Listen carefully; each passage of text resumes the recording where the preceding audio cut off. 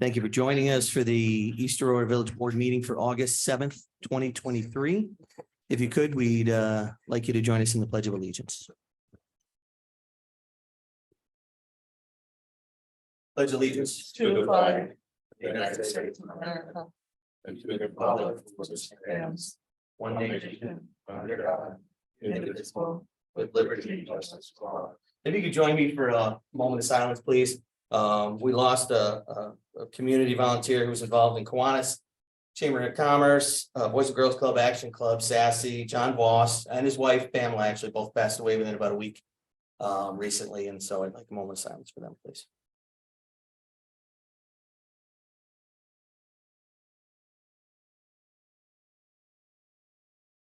Thank you.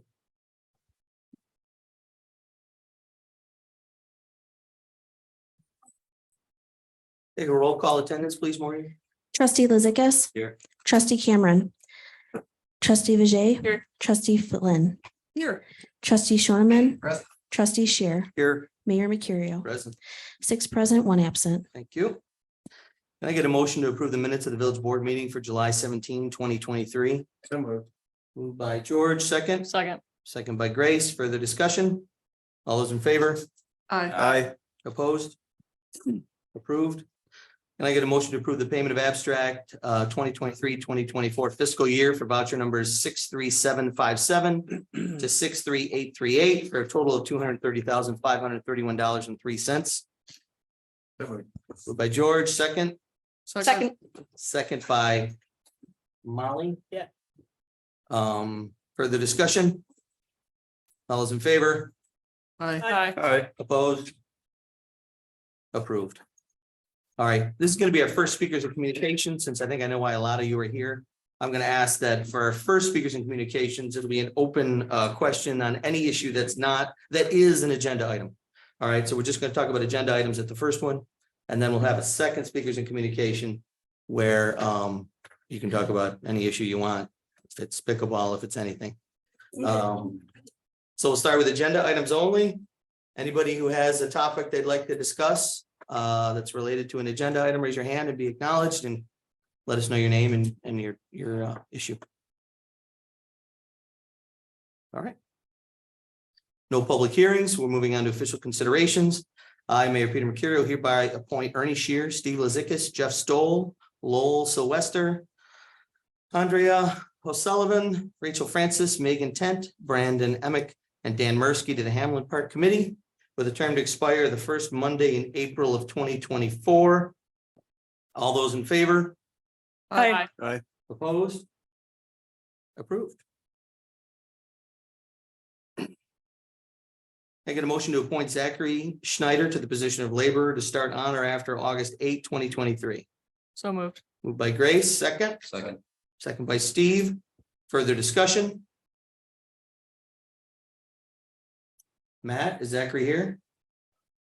Sure, he's not. Anything you want to say? Forward to having him to fill his position. Excellent. All those in favor? Aye. Opposed? Approved.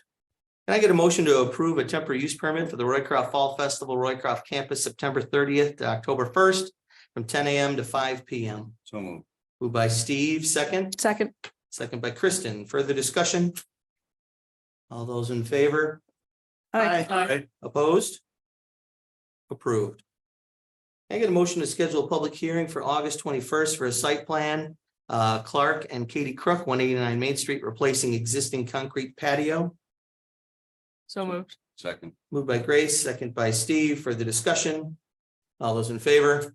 Aye. Opposed? Approved. It's scheduled for August 21st. I got a motion to schedule a public hearing for August 21st for a site plan. Tim McGee and Chris Contento, 425 to 433 Prospect Ave, convert the existing third floor into 4 additional dwelling units. So moved. Moved by Grace, second. Second. Second by George. Further discussion? All those in favor? Aye. Opposed? Approved. Public hearing is scheduled. Can I get a motion to schedule a public hearing for August 21st for a special use permit for Alexander and Christina Finnerty, 404 Main Street, to operate a cafe with outdoor seating? So moved. Moved by Kristen, second. Second. Second by Steve, further discussion? All those in favor? Aye. Opposed? Approved, so scheduled. I get a motion to schedule public hearing for August 21st for a site plan. Alexander and Christina Finnerty at 404 Main Street to operate a cafe with outdoor seating. This for the site plan. Who's that? Steve, second by George. For the discussion, besides, it's going to be a busy meeting. All those in favor? Aye. Opposed? Approved. You get a motion to schedule a public hearing for September 5th for a special use permit for John Langfelder, 650 Main Street to operate a restaurant. So moved. Moved by Molly, second by George. Further discussion? All those in favor? Aye. Opposed?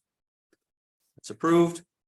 I get a motion to schedule a public hearing for September 5th for a special use permit for Anthony Hamley at 27 Riley Street to operate a restaurant with outdoor seating and music. So moved. Moved by Steve, second by George. For the discussion? All those in favor? Aye. Opposed? Approved. Scheduled for the 5th. Can I get a motion to schedule a public hearing for September 5th for an amended special use permit for Alex and Nick Robinson, 636 East Fillmore for a tavern with outdoor seating? So second. Moved by Grace, second by Kristen. Further discussion?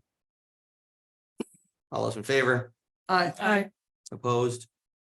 Approved. Can I get a motion to refer to the planning commission for September 12th, the special use permit for Lori and Richard McDermott, 105 Park Place for a B&B? So moved. Moved by Grace, second. Second by George. For the discussion? All those in favor? Aye. Opposed? And approved. All right, moving on to old business. We're going to discuss a local law to update the village signage code, section 285-44, and set public hearing if appropriate. Chris or Liz, you want to touch on that?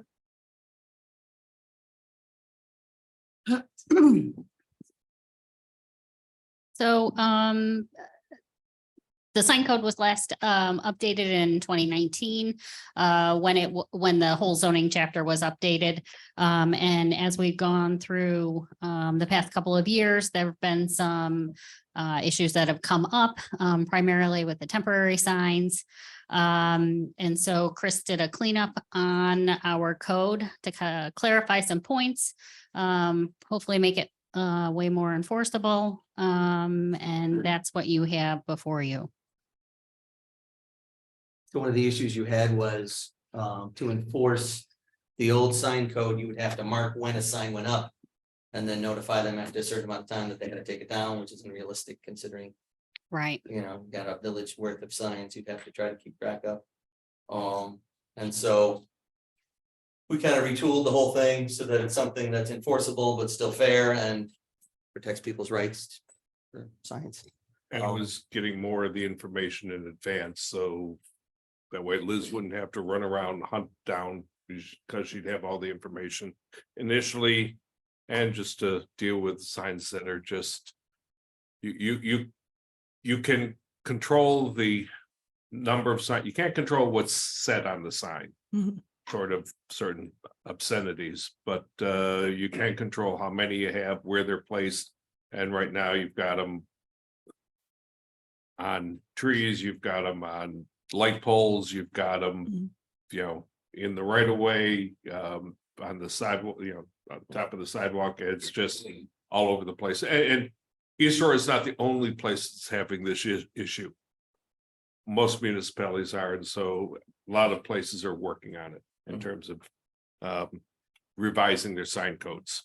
I know part of what you were working on was you were waiting for the state to hand down, right? That was actually the Supreme Court decision that came out. We had to wait for about 6 months. We wanted to see exactly what they were going to do in terms of the signs. And time, place, and manner is what you can control, not content. Right, so our sign code was content neutral and still will be. But Yes, it's the size, the place, size, yeah. place, unless number, it's right? vulgarities or whatever. Yeah. right? Yeah, that's really the only thing you can That's still control enforceable. anymore. Yeah. Does the board have any questions for Chris and Liz right now? I'd like to spend some more time with it before we actually set the public hearing, but I don't know how the rest of you feel. One question.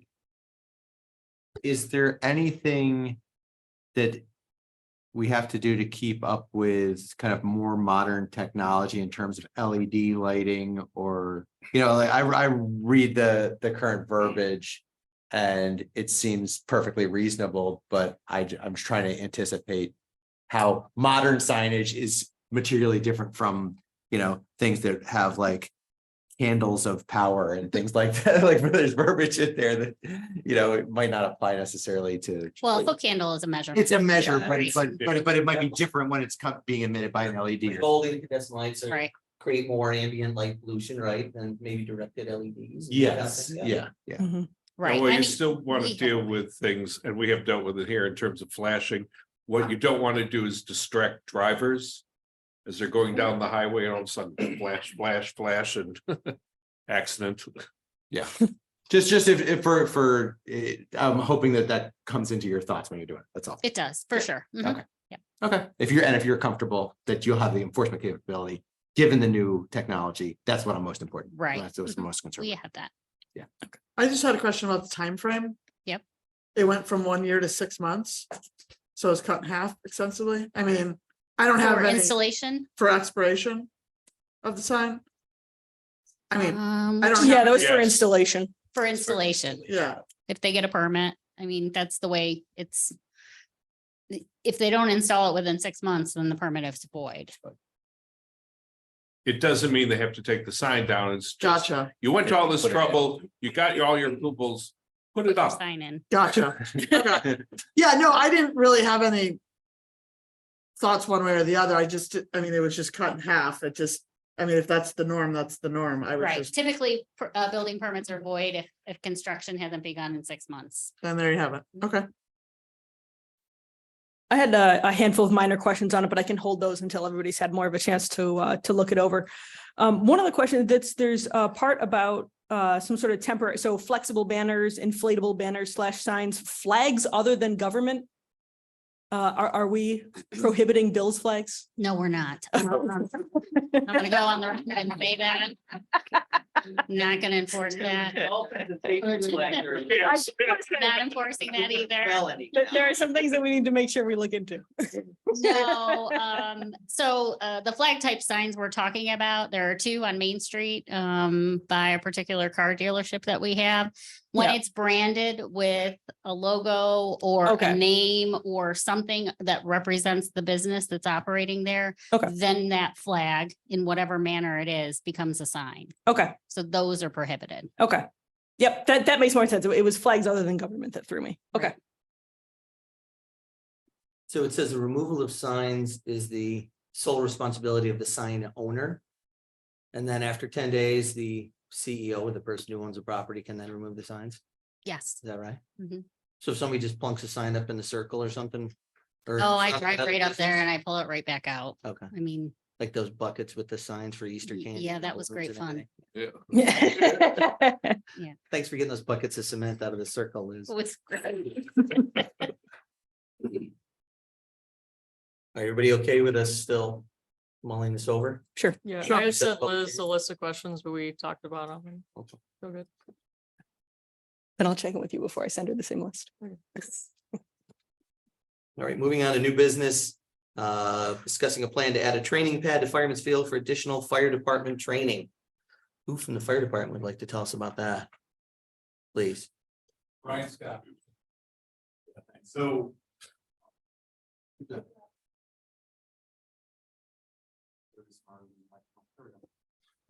Yeah, so what we're requesting is a place for us to be able to train for extrication purposes. Right now, we don't have a good facility to do that. Currently, we typically do that at a junkyard, which is not necessarily the safest place to do it. So what we're looking to do is be able to train on a pad that we have that we'll be able to bring cars in and actually practice extrication. So we run about 100 MVAs a year. Never know what we're going to run up on. So we want to be prepared at all times and be able to train to that. So we've had several people in our department that are heavily trained in this skill. We want to make sure that we keep those skills up. Who's gonna put the telephone pole in? We're hoping whoever puts the pad in will put the telephone pole in. I know we've talked to, I think Niagara Mohawk said they would supply it. I'm not sure if they'll drill the hole for it, That's what I wanted. but not Niagara Mohawk, NICEAG, I guess. And Matt, you're comfortable doing the guardrail? We'll get the millings from the town, because they have them. Yes. Yep, apparently the town's gonna supply the millings. Great. What's that? Yeah, I have a question about that. That was one of my questions. I had originally heard 50 by 50, then I heard 150 by 150. And now we have a diagram that's 150 by 100. Yeah, so it's roughly 100 feet deep is what we're looking for, and between 150 and 200 feet in length. So the diagram is probably fairly accurate with that. This is it. Right next to the training tower. Yeah, we'd like to include some of the pieces around the training tower too. There's some aside there on the other side of the building. If we can get millings, it would be preferred, but that is not in the original drawing. Just in the interest of preserving green space, how come it's got to be so big? Typically what we're doing there is 3 to 4 evolutions of cars. So when we train, you typically train 3 to 4 people at a time. We want to have multiple evolutions around it. And to keep it safe, we need to keep a distance between those that we can operate safely, because sometimes we actually stack cars. And what we would want is we wouldn't want anyone close to that if that were to collapse. So you're trying to recreate accident scenarios that are Yes. folks will Yeah, encounter so that they're ready. real scenarios that we run into. What do you mean evolution? So when we train, we put multiple people on it and we let them train on that in one scenario, and then they move to another scenario and then they rotate around. So it's evolutions of training. Okay. Are you going to be bringing in other departments? Potentially, Just to yes. clarify? Yes. Yeah. And is it kind of just like in kind, like they do trainings and we go to them and they come to our, Yeah. so do you charge or how's that? going? No, we do mutual aid trainings all the time with the Okay. people in the fire district.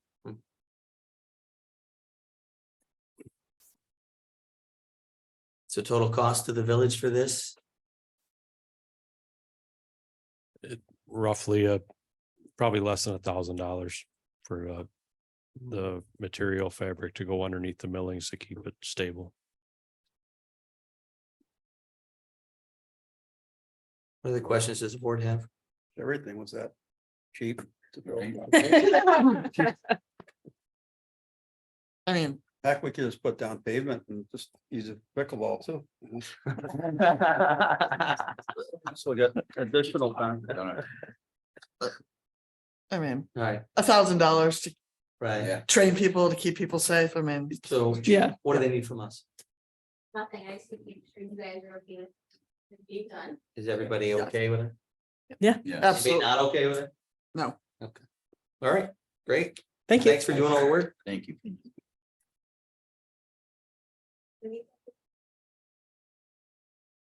You need something official to, If it's already a budgetary item, then no, barely even that. yes, Just an FYI, kind of. right. All right. $1,000, that's. All right, other new business, discussing a possible local law for visibility. Liz is gonna, our code enforcement officer is gonna tell us about that. Okay, I sent an email to the board with some photos of a location in the village where plantings between the sidewalk and the street are high and they're obstructive to both pedestrians on the sidewalk, but also vehicular and bicycle traffic on the street. We have a code provision right now on the books for corner visibility, where residents who live on a corner should not be planting plants between, 2 feet and 6 feet high in the triangle formed by that intersection, but we don't have anything on inner lots on a street. So there isn't anything that prohibits anybody from planting things that make it less safe to be in those areas. So this was what I'd put together. The verbiage is the same between the corner visibility and a street visibility. So that would be the interior block section. It's just that you can't plant anything that's more than 2 feet, between 2 feet and 6 feet high, so that you can see down the street, but we can still have trees and we can still have plantings in the right of way area. How's it gonna affect the resident on Oakwood? Well, we've notified that resident that this code provision has been suggested. And if that goes into effect, then they'll have to remove the plants that aren't compliant.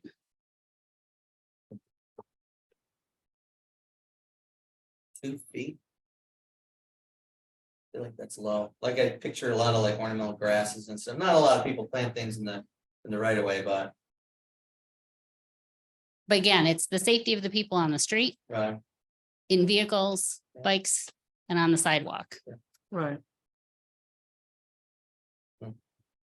Most people just have grass in that space.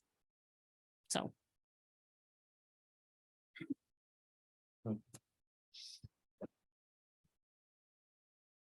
Thoughts?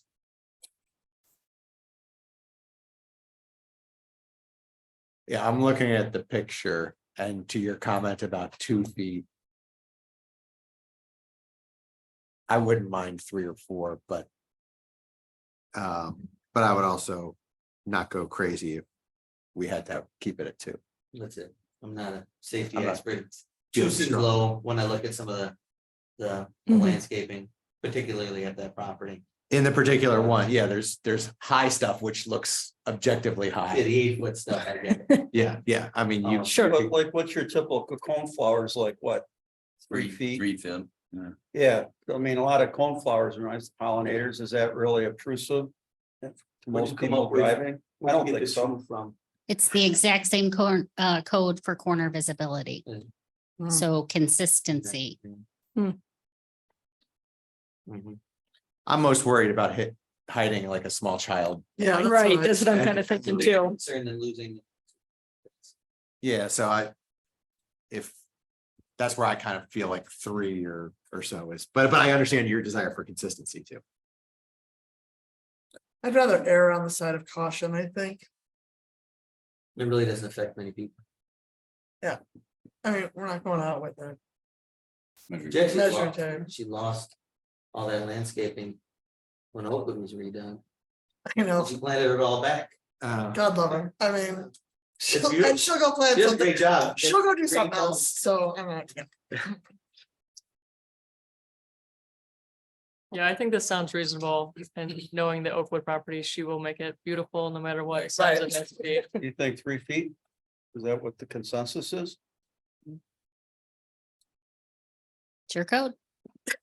I mean, think about the average, black-eyed Susan or, Right. zinnia or bee balm, what are they? About 3 feet, right? Usually. What's the size I of don't your think that's average obtrusive. toddler running down the street? I don't know. I don't even know half the things Ernie said just now. I'm not that tall. I could probably hide behind what she's got there now. Get run over. Why would we not? Why Why would we not go with the same number that we have for the corner though? If people don't have to have it in that right of way. Tall plants. I don't know, I The like the tree look that's of in it. the right away, if the branches aren't lower than, what, 6 feet, 8, what's that? Or does that tree gotta go? No, the DPW does a good job of trimming trees that have low branches that hang over the sidewalk or out into the street. So I'm biased because I'm a garden guy and I like driving by there. I like looking at it, with all this talk about pollinators and the need for, habitat for butterflies, Mhm. making Milky Way accessible to them, and I don't have a problem with it. I just don't see it being, I think I agree that sort of like what George said, some of the really tall stuff, like, the really, 8-foot tall stuff is a little, extreme, but I don't have a problem with, black-eyed Susans and standard perennials that you see this time of year being in there in the mix. I don't know that it would hide a kid. Do we have to decide now? Do you want to look into the statewide, see who else has this in their code? See what Yeah, the there's no standard is need and to what it's rush. based on versus just going with what we already had in our code for the corners. I can take a look. Yeah, that works. I mean, we're talking about either we're gonna go with 2 feet or 3 feet, so there's not like, a big debate here, but yeah, we can see what kind of It's been another consensus is. round tonight. You could be talking about it. I mean, it's, you know, just the grass and the tree lawn or what we used to call it the terrace, just having grass, it's kind of a dead space for nature, you know?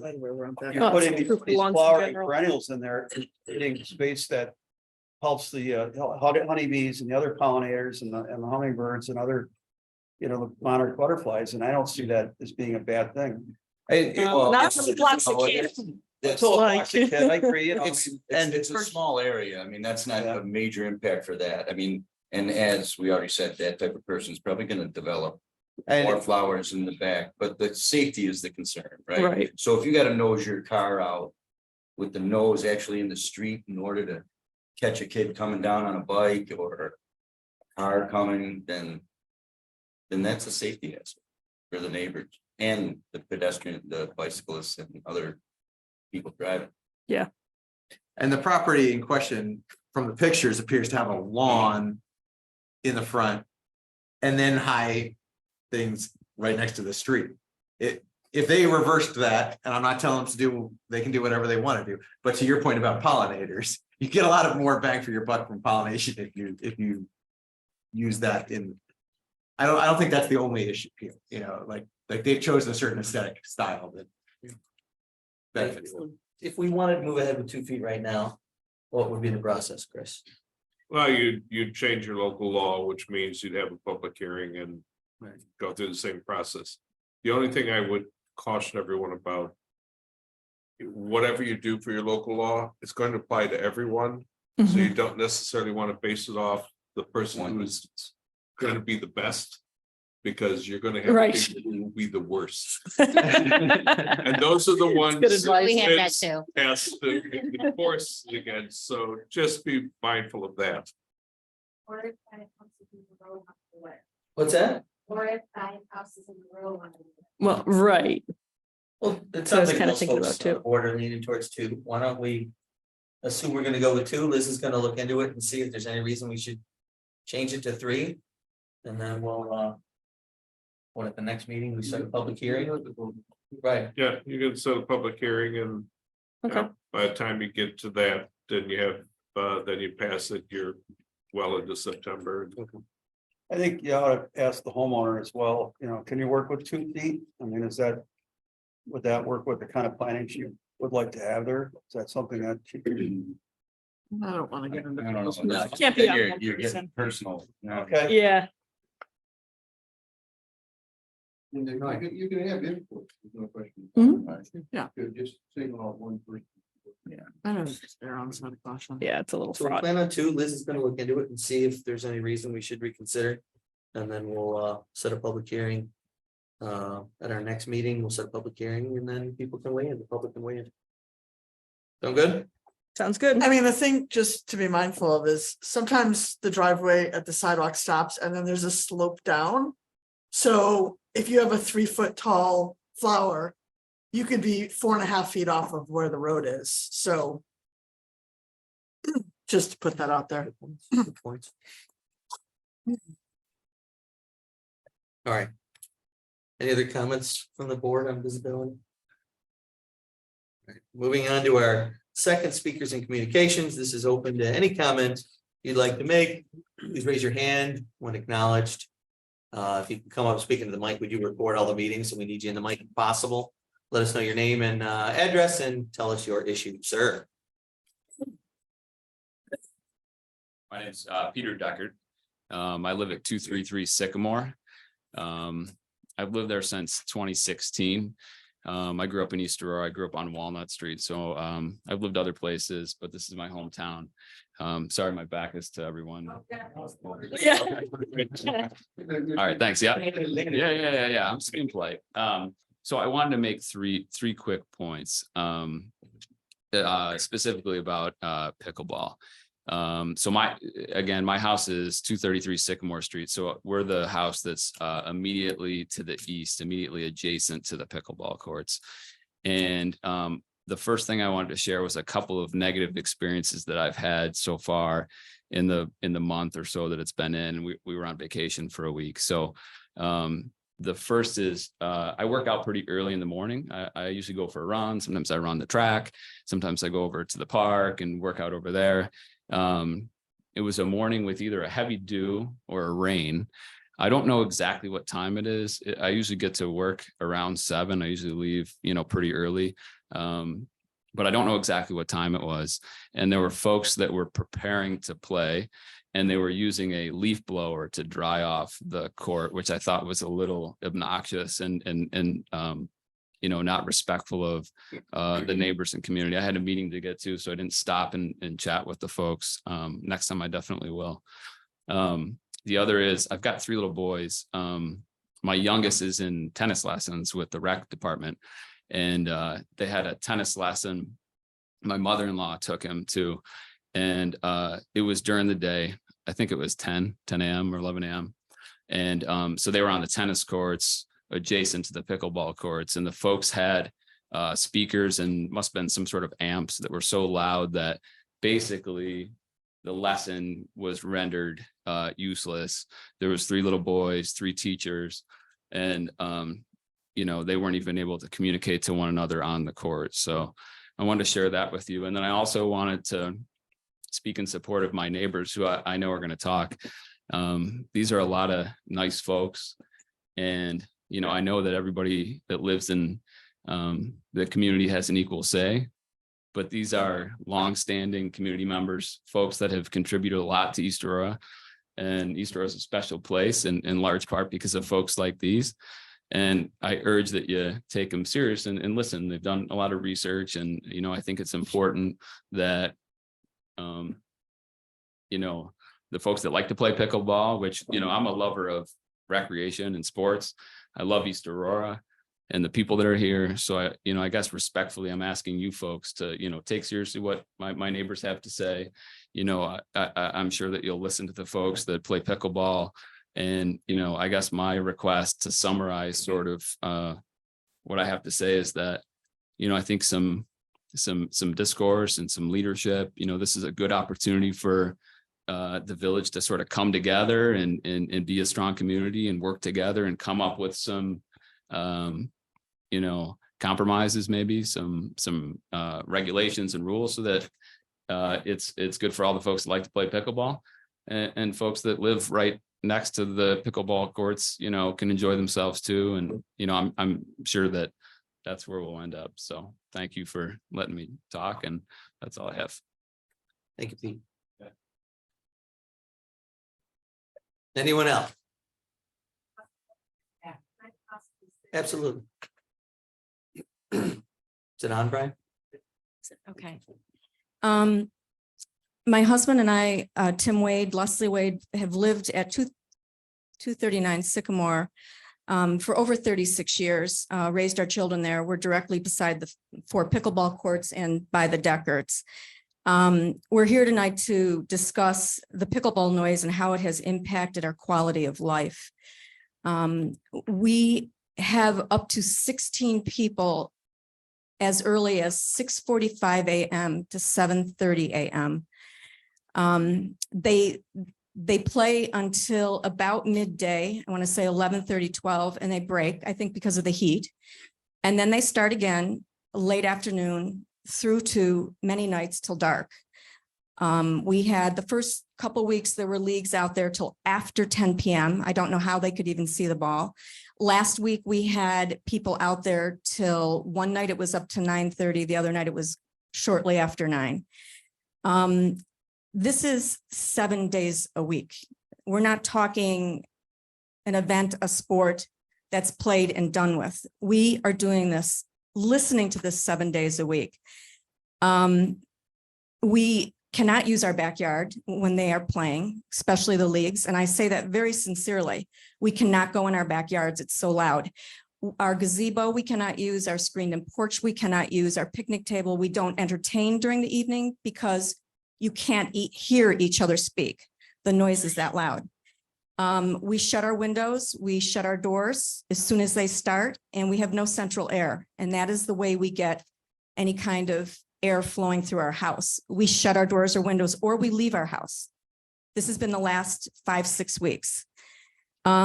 We kind of equate it to Groundhog Day, that movie with Bill Murray, where you wake up every morning to that alarm clock. Well, our alarm clock, honestly, 7 days a week are the participants of pickleball. Tim and I have spent hours researching all of this, and we are citing from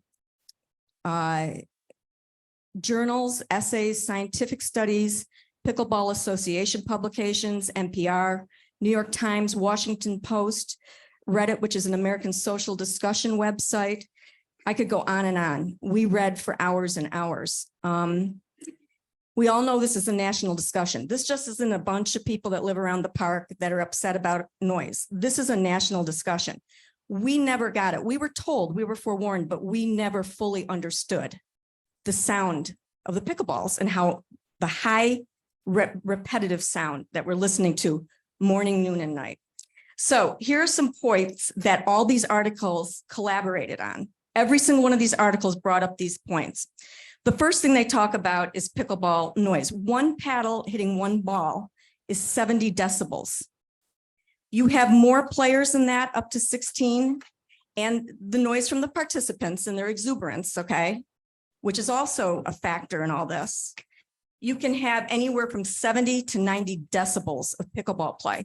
To give you an idea, 80 decibels should be avoided by the human ear. 90 decibels is harmful to the human ear. And this is not me making this up. This is what we read. To give you an idea, tennis is 40 decibels. There was another scientific study that collaborated with the decibel study, but they speak of the frequency level of play and its impact on increased decibel sound. Okay, second point's made. Communities are recommended to choose rural or indoor settings. Every one of them said that. West Falls Park, Emery, Chestnut, we were thinking of. If pickleball courts are placed in residential areas, limit courts to 2 versus 4. Therefore, you have 8 people playing versus 16 people playing. Proximity of courts to residents. This is what blew us away. At 933 feet, the sound from pickleball is going to start to dissipate. Courts should be built at least 500 to 600 feet away from residents, and those still require noise abatement. Everything is about noise abatement in these articles. Anything under 300 feet is considered intolerable. 150 feet or less needs to be avoided completely unless enclosed. We, the Deckard family and Carol Morrell, we measured from our back property line to the pickleball court. We are 150 feet. Our property lines, our backyards from the pickleball courts. What's even more disturbing is our property, our house is 269 feet from our house to the courts. Next, before courts are put in to communities, it's highly recommended that you do a formal abatement plan or noise impact study by an acoustical engineer or a consultant to assist with distance and sound issues in evaluating impact on residents. Next, if you are less than 900 feet away from these pickleball courts, it is highly recommended that you do a noise abatement wall, soundproof screening, acoustic fence wraps, acoustical baffles, cushioned surfaces. They go on and on and on about the need, the must-haves to surround the pickleball courts to help alleviate the noise.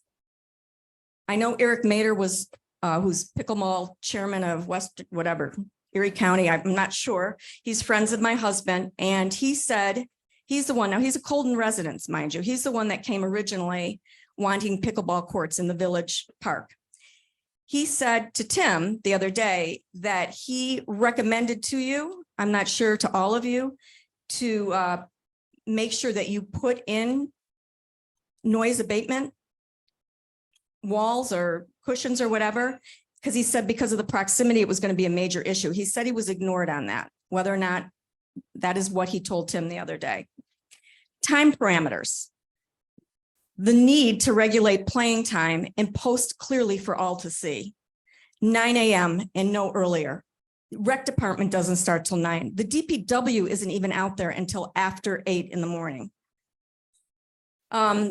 Request players for cushion paddles, noise canceling paddles, or hard foam balls. I know, Ernie, you discussed that with my husband, that those are out there, right? So out of courtesy or respect, and clearly post for all to see. No loud music. There are many times that there are people out there playing and have loud music. No pickleball on the tennis courts. The other night I brought my husband from the hospital. He had fallen and I got him inside. We had to shut all the windows and doors because there were leagues out there playing. And it was extra loud, like we could hear it in the front of our house. And I went out in the back there. There were 16 to 20 people on the pickleball courts. And then there was another 6 to 8 people on the tennis courts. You know, I mean, you got to post on the tennis courts that it's for tennis only. There's many tennis players that are leaving due to the noise of the pickleball courts. Ma'am, Yes. and, okay, Sorry, go ahead. Do you want to ask? no. I'm sorry, Please. did I? Okay. I don't have much more. Okay. Okay, go ahead. I just wanted to make some points about what we read and researched, okay? I guess the question is this, were any of these addressed by the board before you put these courts in there?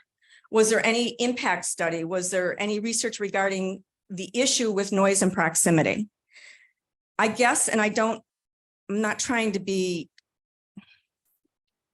how do I put it, mean or anything, but was there any consideration, concern, or respect given to tax-paying residents that live around the park and that are negatively impacted by this noise? It's real and it's loud. And I invite each and every one of you to stand in our backyard and you will be shocked, as my family members have been and some of my friends that have checked it out. They were blown away by the noise. I don't know. I just feel like as residents, we've been given zero consideration. Not one of these things were done or looked into. And it's really discouraging and it's very emotional. I mean, it's really impacted our lives negatively. Our next door neighbor, Carol Morrell, she is 90 years old. She has come over to Tim and I twice, weeping. She said that that the noise is absolutely unbearable and that she has lived there over 60 years, raised her kids and her grandkids, and she just can't tolerate the sound. And she said, I've never, ever complained about anything in this park. Neither have we or anybody else that's sitting here tonight. So anyway, I guess certain action needs to be taken. We can discuss it. One of the things was taking it to 2 courts instead of 4. Playtime parameters. And most importantly, is we need noise abatement around those courts. I mean, that has to be addressed quickly because we just can't live like this. No loud music. And again, tennis courts clearly marked for tennis play only. In closing, all of these journals and publications that we read, the last paragraph is always summing up everything that they've researched. And I wanted to read one of these from one of these journals. The noise generated by pickleball play can disrupt the stability in neighboring communities, causing mental and physical health issue, legal disputes, and vandalism. This is a challenge that calls for collaboration, compromise, and mutual respect.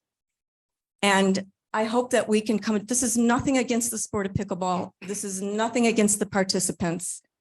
We are just talking to you about what it's doing to us that live around the park. Thank you. Thank you.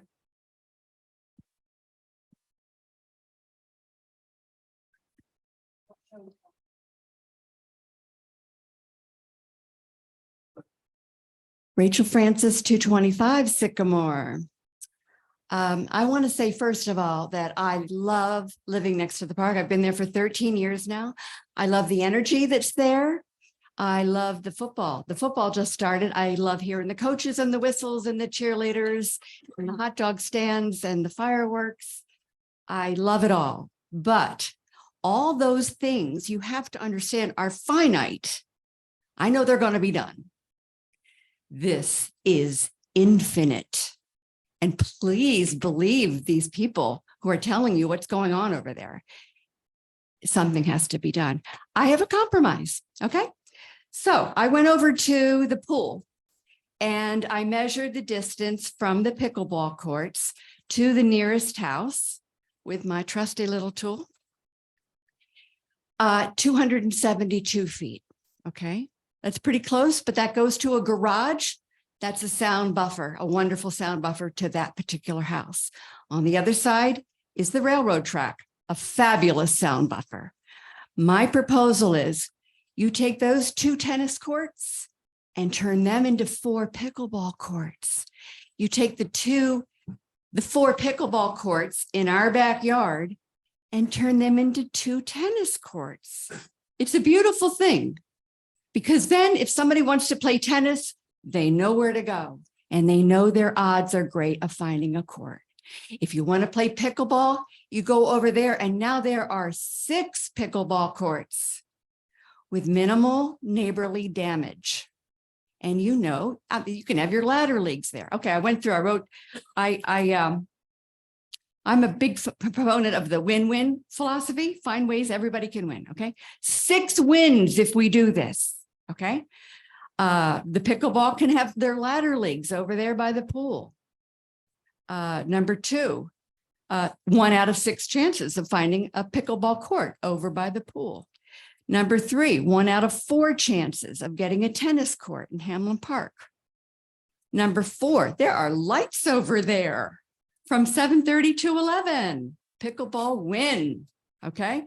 Number 5, you are protecting the sound pollution to those who are 157 feet away. My fence to the pickleball, 157 feet. And Leslie said 300 is intolerable. Please write down those numbers. 157 is what I'm living with. 300 is intolerable. Okay, and the 6th win, you can show that the community, that the town and village can work together. I know those pool courts are town property. Please show everybody that you can work together and solve this problem in a win-win situation. What's the downside? Yeah, cost. You just spent a lot of money putting in those pickleball courts. And let me say, they did a lovely job. Whoever that contractor is, he's a winner. They did a really great job. So now you got to pull them out. DPW did. DPW? I thought it was a sub. Save money. We got our team do.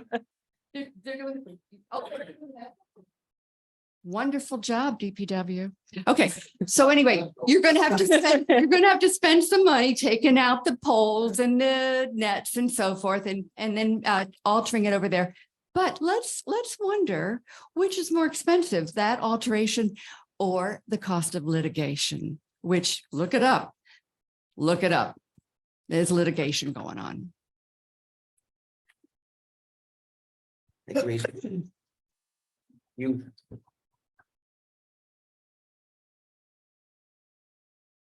I don't know if I can reach there. Cindy Bojack, 259 Sycamore Street. Lived there since 1985. And I, like Rachel, love being on the park, always have. And nothing has really interfered with our lives on that part because everything there is generally delightful. But the other morning, I woke up and realized I could tell that there were some very skilled people on the pickleball court because I now know what it sounds like to play well because this is what I hear. So when I'm hearing that crack, pop, crack, pop, crack, pop, I said, there's somebody who knows what they're doing on that court. And I'm not near that court. I live over here. The court is over there. My room is here in the front. The court is over there. So that just tells you how much it's ingrained in my brain already to know what kind of action's going on the pickleball court. So if I'm waking up and thinking, wow, we got some good people out there, I'm hearing it too much and too often. And I think that there are compromises that we can make. If the courts aren't moved, obviously that's a major expense when it's a great idea. I didn't think of that. But if they're not moved, have to be buffered. They just do. My neighbors are literally losing their minds. And if anybody watched Lester Holt the other night, he wasn't on, but his replacement had a whole segment on this very thing. And I felt like I was watching East Aurora. It was the same thing. People who are becoming ill, physically and mentally ill because of the proximity to the courts. This person's house was just like Leslie's. The courts were right there, like Pete's. And they're facing the same thing all over the country. So I'm sure we can find some way to make everybody happy. There's no reason that we can't. Thank you.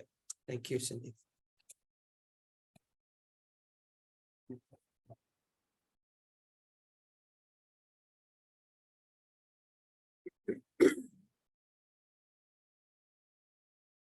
All board members. John Seghetti, 1050 Chevelle, East Aurora. First, I just want to thank you guys for the phenomenal job. I guess that you did putting these courses in. You did them in a timely fashion. They're phenomenal. They play very well. They look very well. And they brought a lot of activity back to the community. I can't answer how to fix everybody else's problems, but what I can tell you are the good things that are happening with it. Got a 2-year-old grandson that plays out in that court. I've seen 80-year-olds out in that court.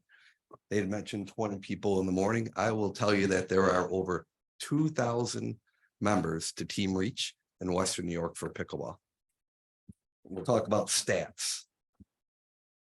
This put it in the Wall Street Journal. Tennis in 2020 had 17.7 million people in the United States playing. In 2023, they have 23.6. Golf had 24.8 million people playing in 2020. In 2023, they had 25.6 million. Pickleball in 2020 had 4.4 million people playing. Today, they have 48.8 million people playing with a projected of 150 million by the year 2025. It's not going away. It's a sport that's going to be here. There are going to be more courts built. You guys did the right thing. We live in a dense area. Where else do you put them? I think if anything's going to happen, you're going to be putting up more courts. So I think it does come down to respect, and I think it does come down to barriers, and someone who was blowing their. Please look forward. Yes, sir. Yeah, sir. Address us. Someone who had their blower out there at 6:45 a.m. It was a mistake. Shouldn't happen. And I would hope that if somebody would walk out there and talk to someone that on that court and say, it's 7 a.m. Could you stop the blower? I would hope that person would. And if they wouldn't, that person's just not a normal person. They have a problem. So I think it is about respect, and it's about talking it through with each other. The hard part is if you make an exception for hours, if you make exception for you can play 4 hours a day, I think you have to look at the whole community. I live behind the highway department. I can tell you the highway department is up working at 6 a.m. in the morning sometimes. I chose to live there. I picked to build a house there. That's something that I have to deal with. And I think there's many other examples like that. You're talking about putting an outdoor music venue, I believe across from the skating rink. What do you think? There are going to be people living there. Music's going to go at 9 o'clock at night. There's going to be some unhappy people. You have to weigh the pros and the cons. And I think the stat that there are 48.5 million people playing, that there are more than 2,000 members in Western New York, and you probably see more than a couple hundred people a week out at your courts, says it's not going away and it's fulfilling a need. Again, I appreciate everything you've done. I feel sorry for the people that are incurring problems. I don't have answers for them, but I can tell you that if you came out to me on the court and said, could you put that blower away at 7 a.m. in the morning? Of course I would put that blower away. If you could turn off that radio at 7 a.m. in the morning, of course I would turn that radio off. And I think I can speak for, I think there's 20 people in this room that play pickleball. We would all do the same thing. Thank you. Thanks, John. Yep. Tim Wade, 236 Bar Street. And just talking about early stuff, with the pickleball. And the first time that I really saw it, whereas as bad as it was quarter to 7. And I did go over that day and I asked them, I said, what, you know, that there's people out here that are sleeping, kids are sleeping and so on and so forth. And I said, you know, why are you even thinking about going at 7 o'clock in the morning? They said, well, we were told we could. And I said, well, I don't think so. And they said, yeah, we can be here. So I just got up, turned around, walked away, and they were just laughing me away. They thought it was just a joke, that I was standing up for the people around our area. And they thought it was funny that I would even come to them and say, hey, you know, why don't you come back later? No, that's not the case. That's what they decided to do. And that's how and it's continued. Maybe not, you know, 6:45, but soon after 7. And still people haven't gotten up yet. Older people haven't gotten up yet. Babies haven't gotten up yet, but it is happening. It's happening. And we're told, oh no, we can come anytime we want. Well, that's wrong. Because what we are, this is a village. And this is something that we've had wonderfully for years and years and years. We come and we are proud to be here. We love this village. We love it. Everything that's been done, understand, we are proud of that. We weren't sure of what's going to happen when they first talked about pickleball. We weren't sure. We didn't know exactly what, because we weren't pickleball people. And so we looked at it and said, okay, we'll see. Well, we saw, and now we're here. We were warned that this could be different. And it was. It certainly is. I mean, every day we're dealing with early morning, late at night. And listen, I've been a part of what's going on in football over there for years. You know, I was part of that. When I became the coach here in East Aurora, I went to them. And they came and they listened to what I wanted them to do to help our football team. And it was the same thing.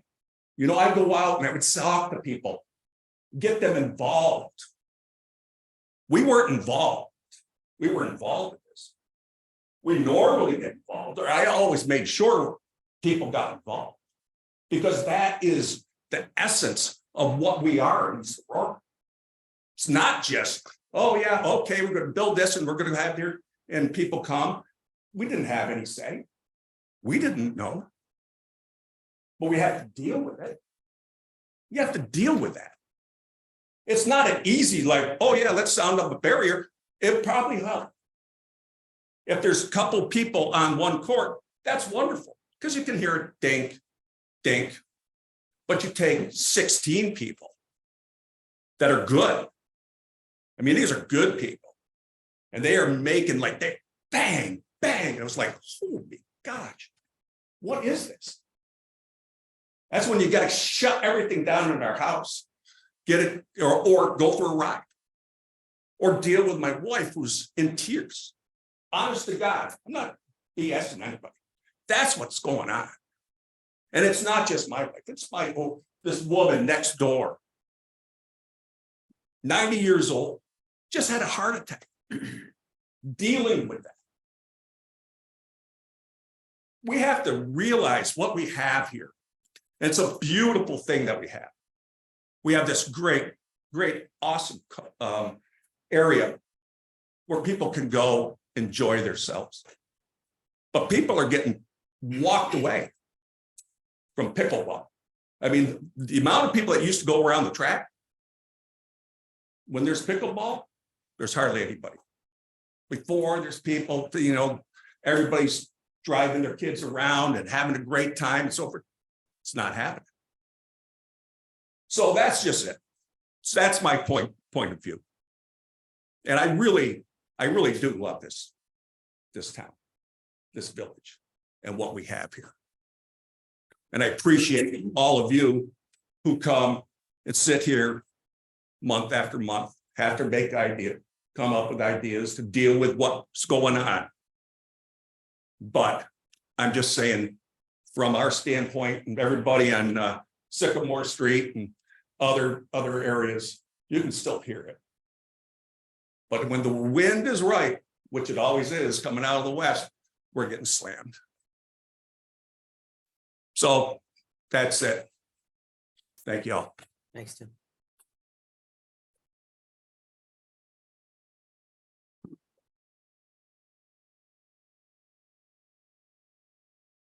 My name's Amanda Kozarowskis and I live at 221 Sycamore Street. I've lived in my house now for 40 years and I have never heard as much noise as I have heard the last month there. I have friends that live on Oakwood that used to walk around that track. And they called me and they said, how can you stand it? And I said, well, I'm still working full time. I was going to retire at the end of this year. But as long as that noise is going on, I'm going to keep working. And we all on Sycamore Street pay our fair share of taxes, which aren't cheap. And we shouldn't have to put up with that. And also they have that basketball court that they haven't gotten ready yet. Plus, when that opens up, then we're going to have the noise from the basketball too. Plus the swearing that'll go on because that was going on down at the other end. But something really needs to be done. Thank you, man.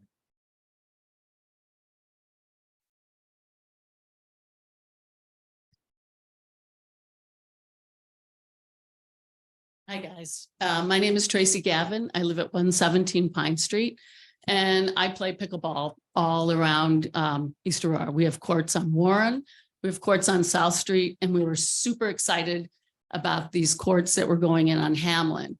I understand that the neighbors are upset about some of the noise.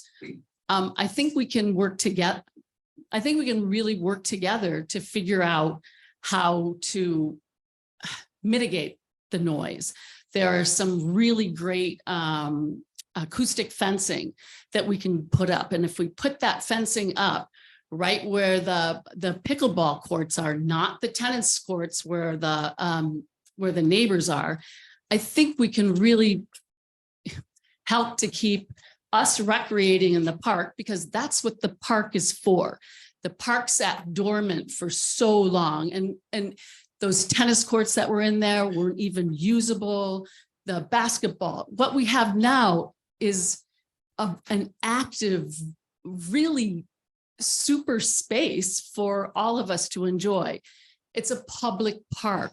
Let the public recreate. But I do really believe that if we work together, we can figure this out. I'm sorry if people are starting at 6:30 in the morning. I do think that that's way too early. We have started at 7, we've started at 7:30. I think we can come to compromises instead of saying that this is an awful thing. We've got kids wanting to play. And I really don't think that we should be thrown out of the park because you guys worked really hard to make this park a special place for all residents. And I'm happy to listen to what we can do and talk with neighbors. But I think instead of just complaining, we have to come up with a solution. The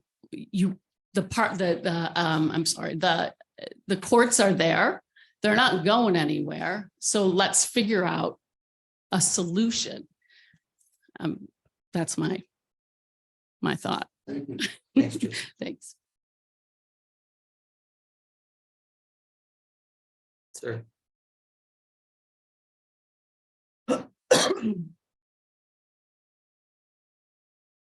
Mike Room full of 1703 Blakely. Not an avid pickleball player, but I dabble a little bit. I think it is a great investment. in the community, what was done down there. It's an up and coming sport, creates a lot of activity, youthful enthusiasm. It's unfortunate that some people don't share that passion, which is understood.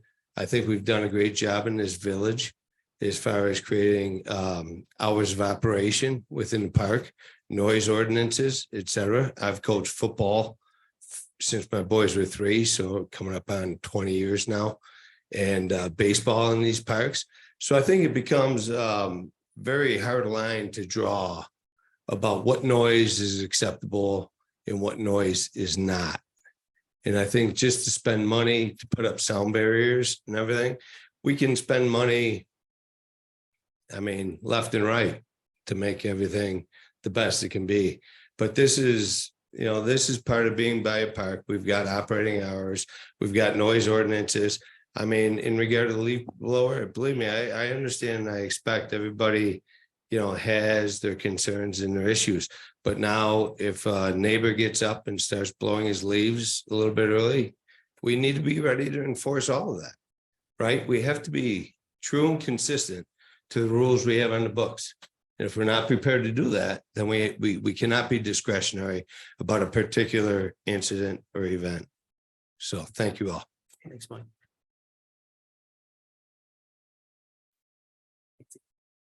I'm Nancy Smith. I live at 195 Sycamore, and I usually describe that as the place if a ball goes out of third base, it lands in my yard. I appreciate all that you do. I know that you're all sitting in those chairs because you love this village the same as I do, and I love the park as well. I love hearing the sound of the baseball. I love hearing the kids playing on the playground. And I like Little Loop football too, just because I'm running around the track. And I think when they're doing that, I run a little bit faster. So, I feel like I'm excited to hear some of the folks from pickleball talk about a compromise, because that's where I think we need to go. I think there are some great short-term solutions that we could come up with, things like the hours, signage that you can't play on the tennis courts. I think it would be amazing if we could do what Rachel said and moved some of the courts over to the by the park, by the pool, the community pool.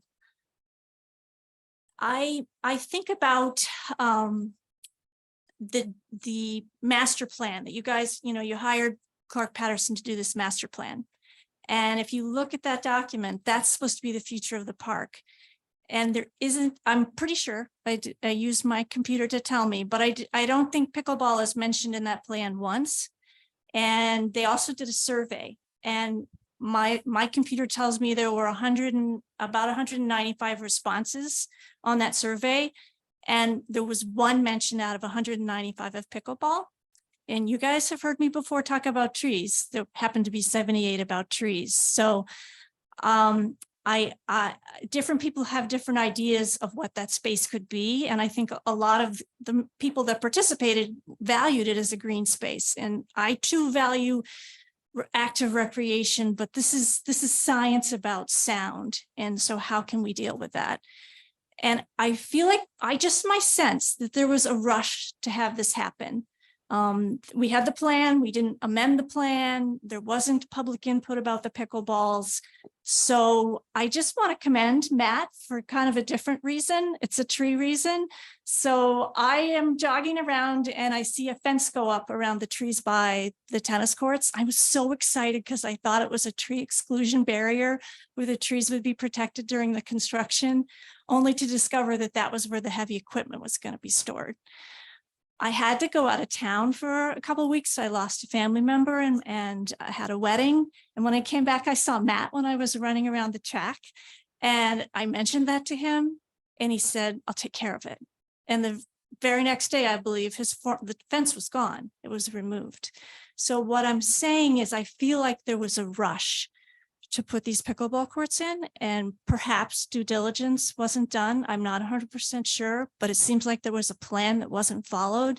So short-term measures to alleviate the extreme discomfort that's being experienced right now. And I just want to believe that if I'm lucky enough to be a 90-year-old who lives next to the park, who comes home from the hospital, that neighbors would rally around me and take my concern seriously. So I hope that's what you do. And in my wildest dreams, when I get up tomorrow morning, the nets are taken down while there's a pickleball pause while that due diligence can take place. Thank you. Thanks, Nancy.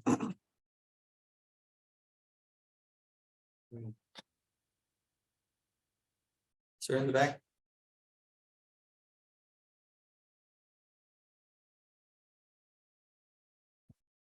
I apologize for reading off my phone. I'm Ted Imstead. I'm at 442 Prospect Ave.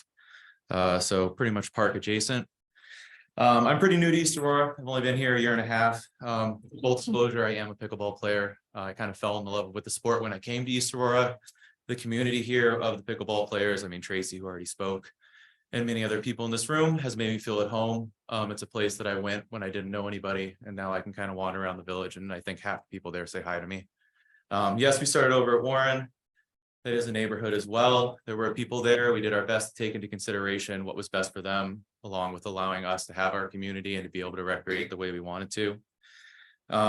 Part of the reason I love the pickleball here is it brings people in from out of town as well. I know we're here as village residents, but after pickleball, I see people at the co-op, I see people at Tops, I see people around local businesses who have come to play and then are participating in our community and giving back, both with their money and spending things, but also to come experience what East Aurora is. I constantly ride. I'm the weird dude in the bike that rides everywhere in East Aurora. 2 kids sit in the front of it usually. I ride by the pickleball courts all the time. I ride down South Grove. I check them out. I always want to see if people are playing. I would say for the most part, I know these people say it's constant, and I would say that most mornings there are people there. But from about 10:30 on, and we ride by for swim lessons, and we come back later in the day, and my kids take walks around the park from about 10:30 to about 4:30 or 5 when people get done with work. There's nobody's on those courts, tennis or pickleball. I really enjoy seeing vibrancy in the park. Last year, my kids did the Hamlin Park sports camps. I have a little 5-year-old and 2-year-old, and we went there. We looked at the camps. They did their sports out on the field, and you'd sit there and look as we sat up by the playground and the picnic structure and just watched nothing happen in the entire park. And we'd sit there he did soccer, basketball, and baseball. And I'd sit there for 2.5, 3 hours and just see nothing happen in this wonderful park that's next to my house. And now I go there and I see people and I see activities and I see things that my kid would like to watch. I mean, he loves to come watch me play. He loves to go on the playground and everything from there. As I said, I have small kids. I'm a stay-at-home dad. My wife works full-time. The ability for me to go and exercise in the morning, I do start as early as I can. I never want to start before 7. I don't want my neighbor running their lawnmower at 6:30. I don't want to go show up and play pickleball at 6:30. But when the noise ordinance ends and I feel like I could go out and mow my lawn, I feel like I should have the opportunity to exercise as well. So it lets me get in the exercise I need before I have to go watch my children when my wife goes to work. I really appreciate your guys' consideration. Thank you very much. Thank you, Ted. Sir.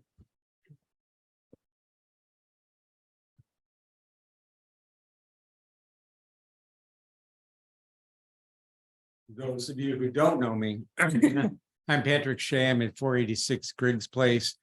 And I think the one thing I would worry about this whole conversation is if it gets personal. It sounds like, with us against them possibly. Years ago, there was an issue about stuff going on in the park with football, with the loudspeakers and everything. And it really got to be about taking care of the park, the cleaning up, the consideration for the neighbors. And that's all I really do think everybody here is talking about. Was due diligence done? I don't know. But it's impacting people who live here. And I don't mind people coming from out of the area either, but the people here are here all day. And in the afternoon, fine, it's too hot to play. Well, it's too hot to sit out in your yard too. So that's the issue. The evenings, when you get home from work, you can't enjoy your yard or what you have worked to have here. I've been here 30 years. That's all I'm asking you to keep in. I think this can all be worked out. Some simple guidelines, some simple rules, and it works very well. My concern always is who's going to enforce it. I don't want to be one of the, I know I've had a reputation for it, but I don't want to be the park police. I don't want to be the Gladys Kravitz calling in on everybody. oh, look at, I don't want to do that. And am I calling the police? I'm sure they've got busier things to do. And who's going to enforce it? That becomes a principal point to me, because I look around the village and there's a lot of little code violations. My biggest one is garbage out at the curb over holiday weekends but that's another issue for another time. But I want to make another point, if I can, regarding this visual ordinance you were talking about. Sidewalks specifically, I could give you an address later, are impassable with the way some of the people have bushes overgrowing and trees overgrowing. Even in the winter, the sidewalk plow has to go over into the lawn of the public right of way to get around this one specific address where everything is just overgrowing the sidewalk. I believe it is the homeowner's responsibility to make sure that the sidewalks stay passable. So I would ask, I'll mention it to you later, Liz, if that's okay, if that could possibly be enforced.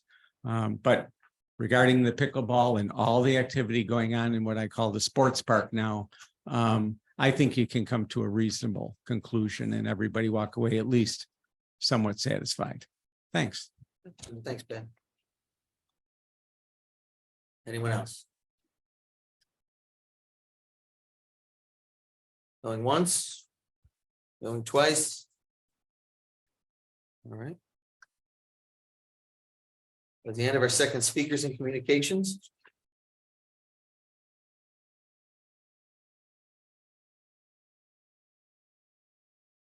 The board want to weigh in on everything we've heard? I actually don't think it was personal. I think everybody made some really good points, and I think everybody gets it that we're one community and we kind of got to navigate how to move forward so it works for everybody. And I don't know, I took a lot of notes. We have a lot of good ideas. We formalized the Hamlin Park Committee today. I know, Rachel, you're on that. That was an interesting idea you had too. But I don't know, Ernie. Well, the master plan originally to address Nancy's had 8 pickleball courts. No, I believe it was 8. How many? Or was it a multi-use? it was court? multi-sport courts. It was 3 multi-use, but I think you could use it for pickleball too, right?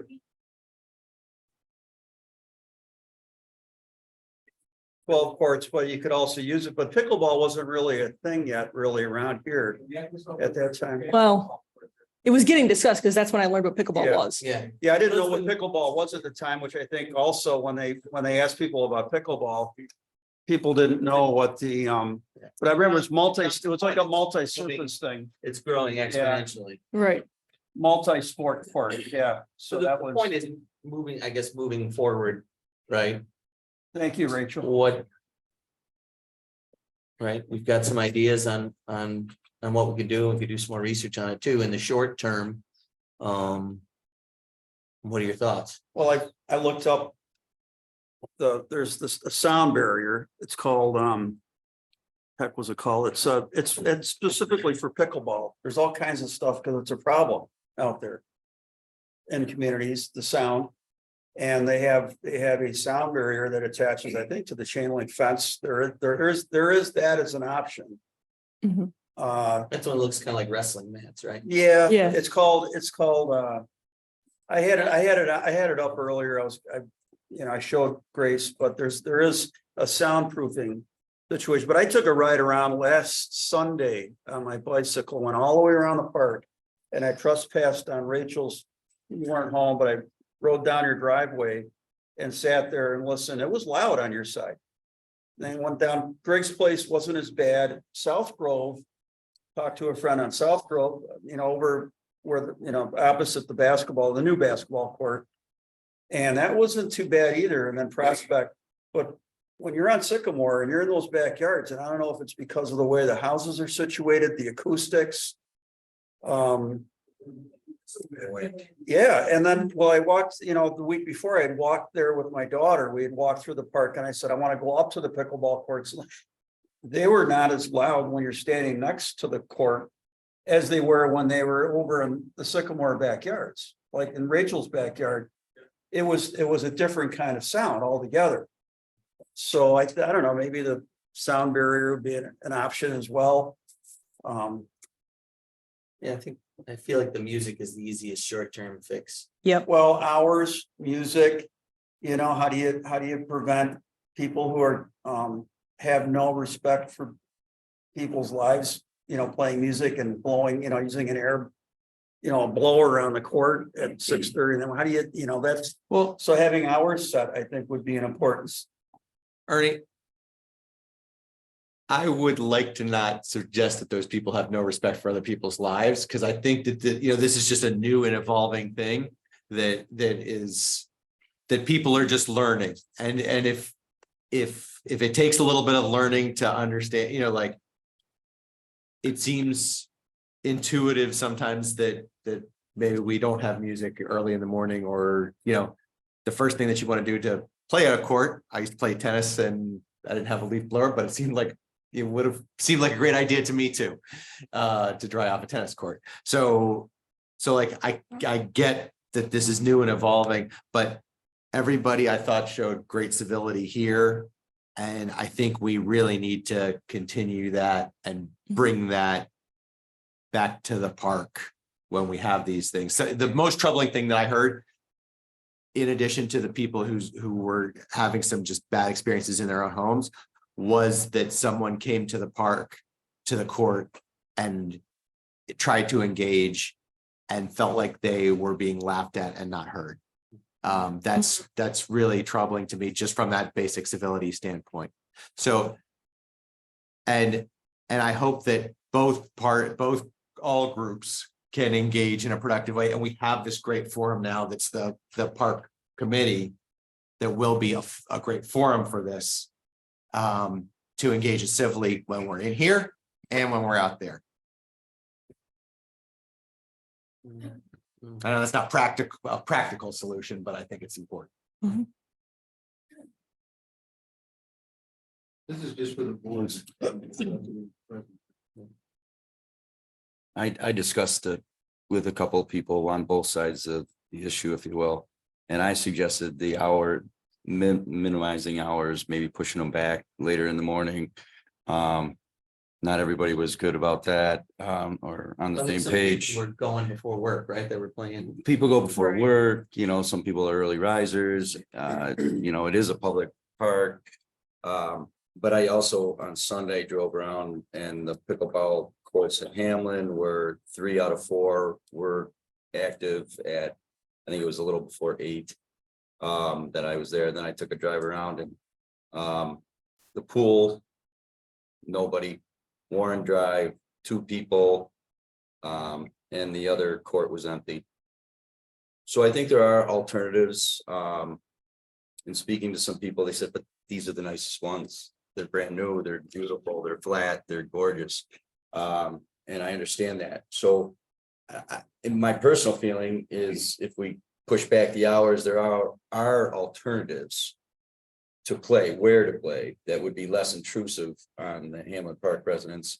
And I also brought up, well, you did buy property on a park, to people that bought property in a park, but that all day, every day, someone brought up are we going to limit other sports and things? But well, if there was a referee with a whistle 24/7, I think we would consider that. So it's a different animal. And as to your point, I think it's going to be a learning curve and an adjustment for everybody, and how we manage it. I'm not quite sure, but I mean, being a Fillmore resident, I get all the noise from the rink.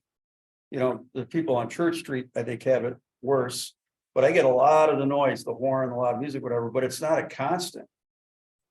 The way I think the pickleball is a constant activity. And from early in the morning until late at night, I think that's the difference. I can, and I listen to, I can hear the rink going. I don't mind it. Actually, in the winter, I can hear the puck going off the goalpost and the, whatever is. But this is a constant thing. I think that's really the issue. It doesn't end. You can't get away from it. It's not like the game ends over there and everybody gets their car, goes away.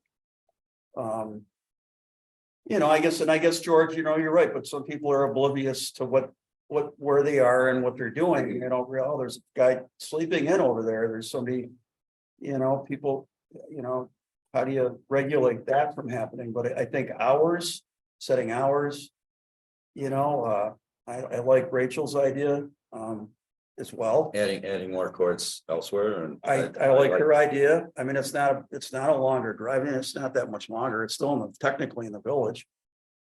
Over at the community pool, but. And I'm welcoming to anybody who wants to come to our town, and that's part of our town's revenue and charm and appeal. But not to the detriment of the people that live here every day and pay the taxes to make this town village what it is. Well, it's balanced, right? I mean, It's a balance. you have resource in the park. You want people to use it. It's owned by 6,100 people, so it's there for everyone to enjoy. But you also don't want to, make it an insufferable wait for the people who are right close. I mean, I've gone over at 7:20 in the morning and there was 4 people playing on one court and that was it. I've gone over on Saturday afternoon with my wife to try pickleball ourselves. And there was a dad with 3 little kids and he was teaching them tennis and he lives right down the park. And he's like, this is great. We love it. Some guy came over and he's like, I'm 86. He goes and he's like, and I love playing in the park. I love playing pickleball here. And then as my wife and I left, we weren't like pros, to whoever said that about the pros. It was a lot of us just running around chasing the ball and nobody hit any. As we were leaving, this guy was coming back. He went all the way home and came back with his paddle because he was all excited to play with us. It's like, oh my God, go back out there. Just felt bad for him.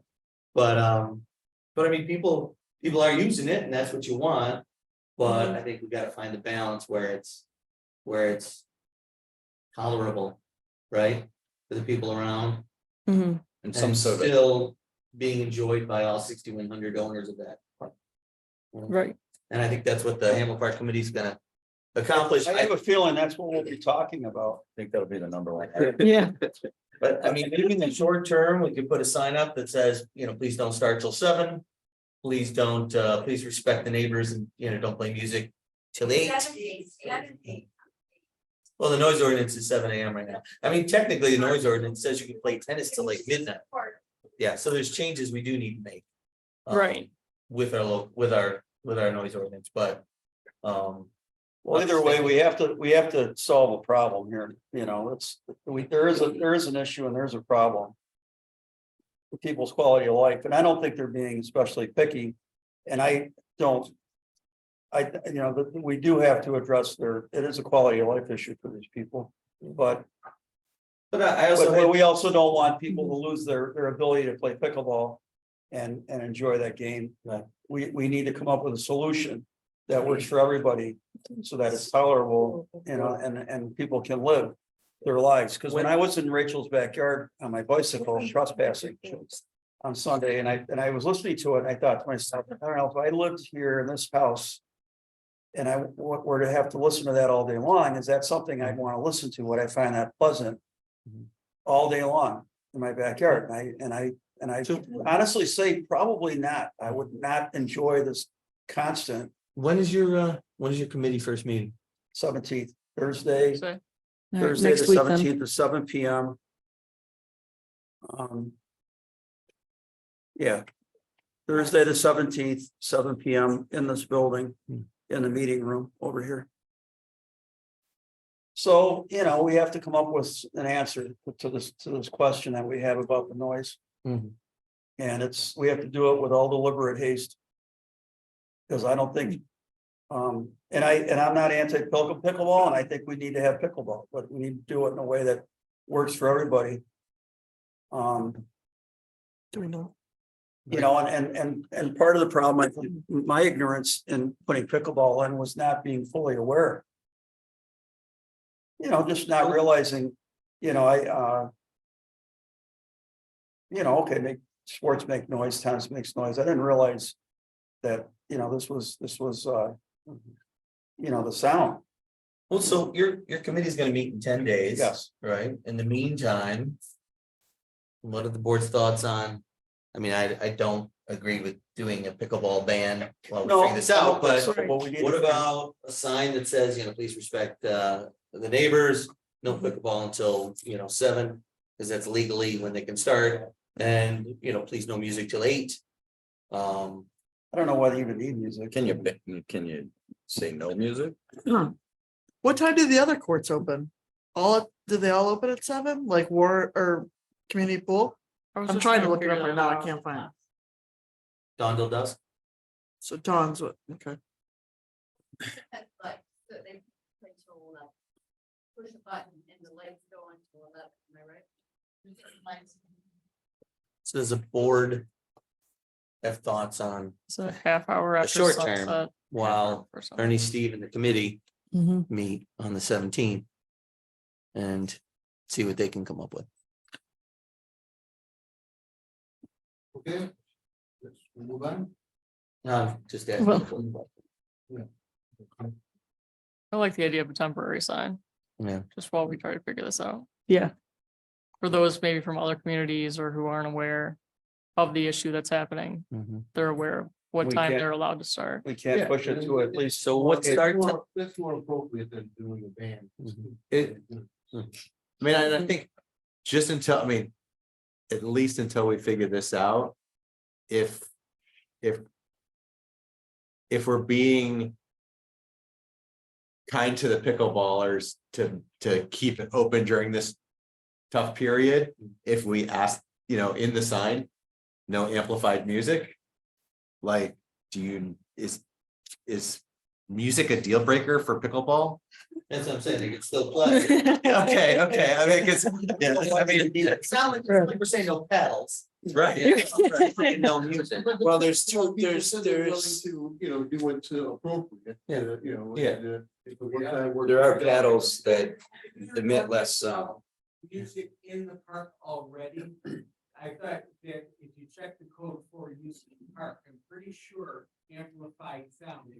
Yeah, I thought we had given like a special use permit for somebody to do that, so that's what I We think should do too. it for, yeah. Yeah. The park itself. Yeah, There is. Yeah, for church in the park. Right. For their special use permit, they wanted amplified music.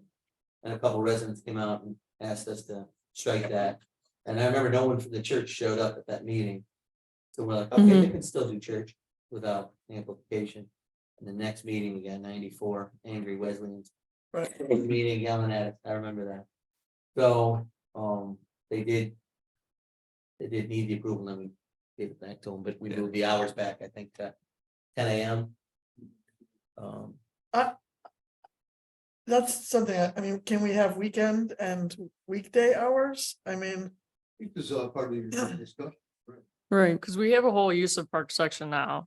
I right, sent you guys out the sound and times right, already, so I think we just need to look at that and update it to what right. makes this reasonable. Right. For sure. I mean, it says you can play tennis until midnight on Fridays and Saturdays. Right, but the Tennis, park, I know, right, but. park closes at dusk. So you can't. Right, play but I think the tennis code when- exception is you can play tennis till midnight. Doesn't the park closing supersede The- that? The park closes is open from 6 AM till 10 PM. Right, Code exception is you can play tennis on the courts in Hamlin Park until midnight. yeah, that's gotta go. Because they used to have lights. On Fridays. and No lights Saturdays. anymore. That's when they had the Right. light switch. And that was one of the things we did. That's why I think we Deliberately should did- look at this code. Deliberately didn't put Not lights on the correct. courts so that people wouldn't use it in the evening. Right. Yeah. But there's nothing specific dealing with noise in the park. No, it's this, you gotta go back to the sound ordinance. They did go on that. Well, the code right now under noise, under chapter 171 provides that it can't be audible 100 feet from the source. Which means that people are hearing it from the courts and they're more than 100 feet away. It's too loud under the code. And I don't have a problem. That's the ordinance. Yeah, let's, thank you, sir. Yeah. If this isn't open for discussion, it's the board that's not doing the discussion. All right, well, in the interim, until the Hamlin Park Committee meets on the 17th. Why don't we all lessen the board? Email Maureen their thoughts on what the sign should say, Okay. and hopefully we can expect some respectful pickleball players who can still enjoy the courts, but also Mhm. are respectful to their neighbors. And they've said they will, so hopefully they will. Okay.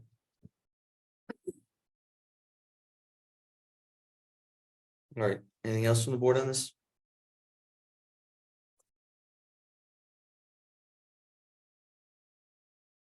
All right, going to our department head report.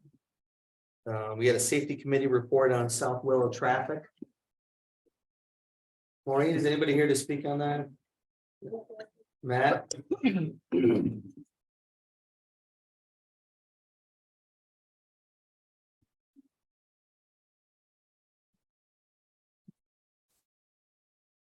Nobody's interested in the report. They're leaving it for pickleball. Just say pickleball and they'll come back. Well, I guess the meeting's over. Let's go home. Yeah, right. And don't hang out and talk over having a meeting. Pete, hit your gavel. Hit your gavel. I've never Or we need Bob to get cranky. My sister did once. Quiet down. What's that? So my sister used it once. Jenny had to do it once, yeah. In this- I've never had, I'm very proud of the fact that I haven't had to use this. Al banged on that thing a bunch of times. Yeah, yeah. Our sound ordinance is, it can't be audible 100 feet away, just period flat. When you're talking about radios and music amplification. Okay. Or over a property line. Well, there's panels. that Don't emit as much sound. Right. Pads. And balls too, yeah. But I asked people playing Mhm. Sunday morning, why don't you use these? We don't have to, believe it or not. It was a little bit of a, it's not as good of a game. I'm like, so you're not willing to make that compromise, but Yeah. All right, Matt's gonna tell us about the safety committee report. All right. The Take as long as you need, man. the crossing at Prospect Perry area and South Willow. Roger, Shane and myself had discussed it. Shane pulled all the data from that area for accidents and violations, and it was deemed that it wasn't necessary to put the crosswalk in, being a low traffic area. it wasn't unnecessary or So it was. it wasn't necessary It to wasn't put in necessary. the crosswalk.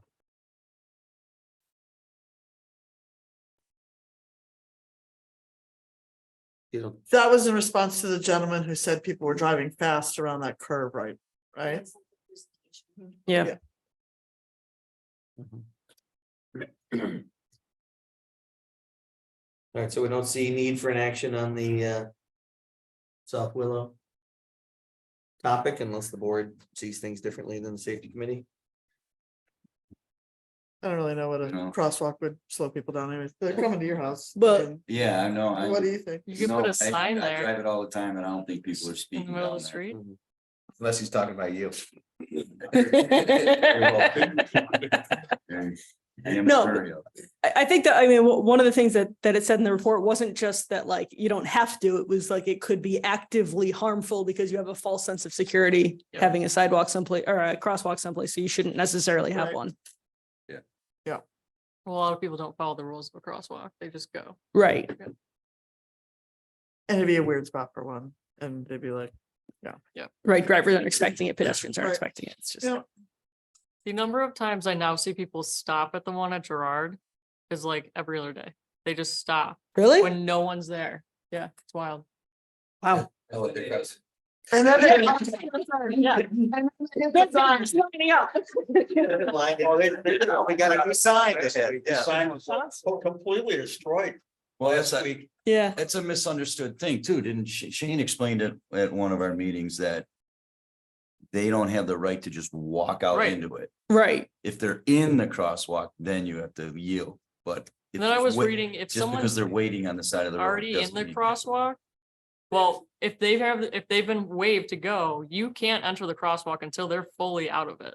Right. So like some people will go after someone's halfway over. You can't enter that until they're completely out of the crosswalk. Right. If you're in the other lane, you mean? Yeah. Yeah, yeah. I remember Yeah. that from my crossing guard days. Right, yeah, their shield isn't supposed to Yeah. be just past the line, like, yeah.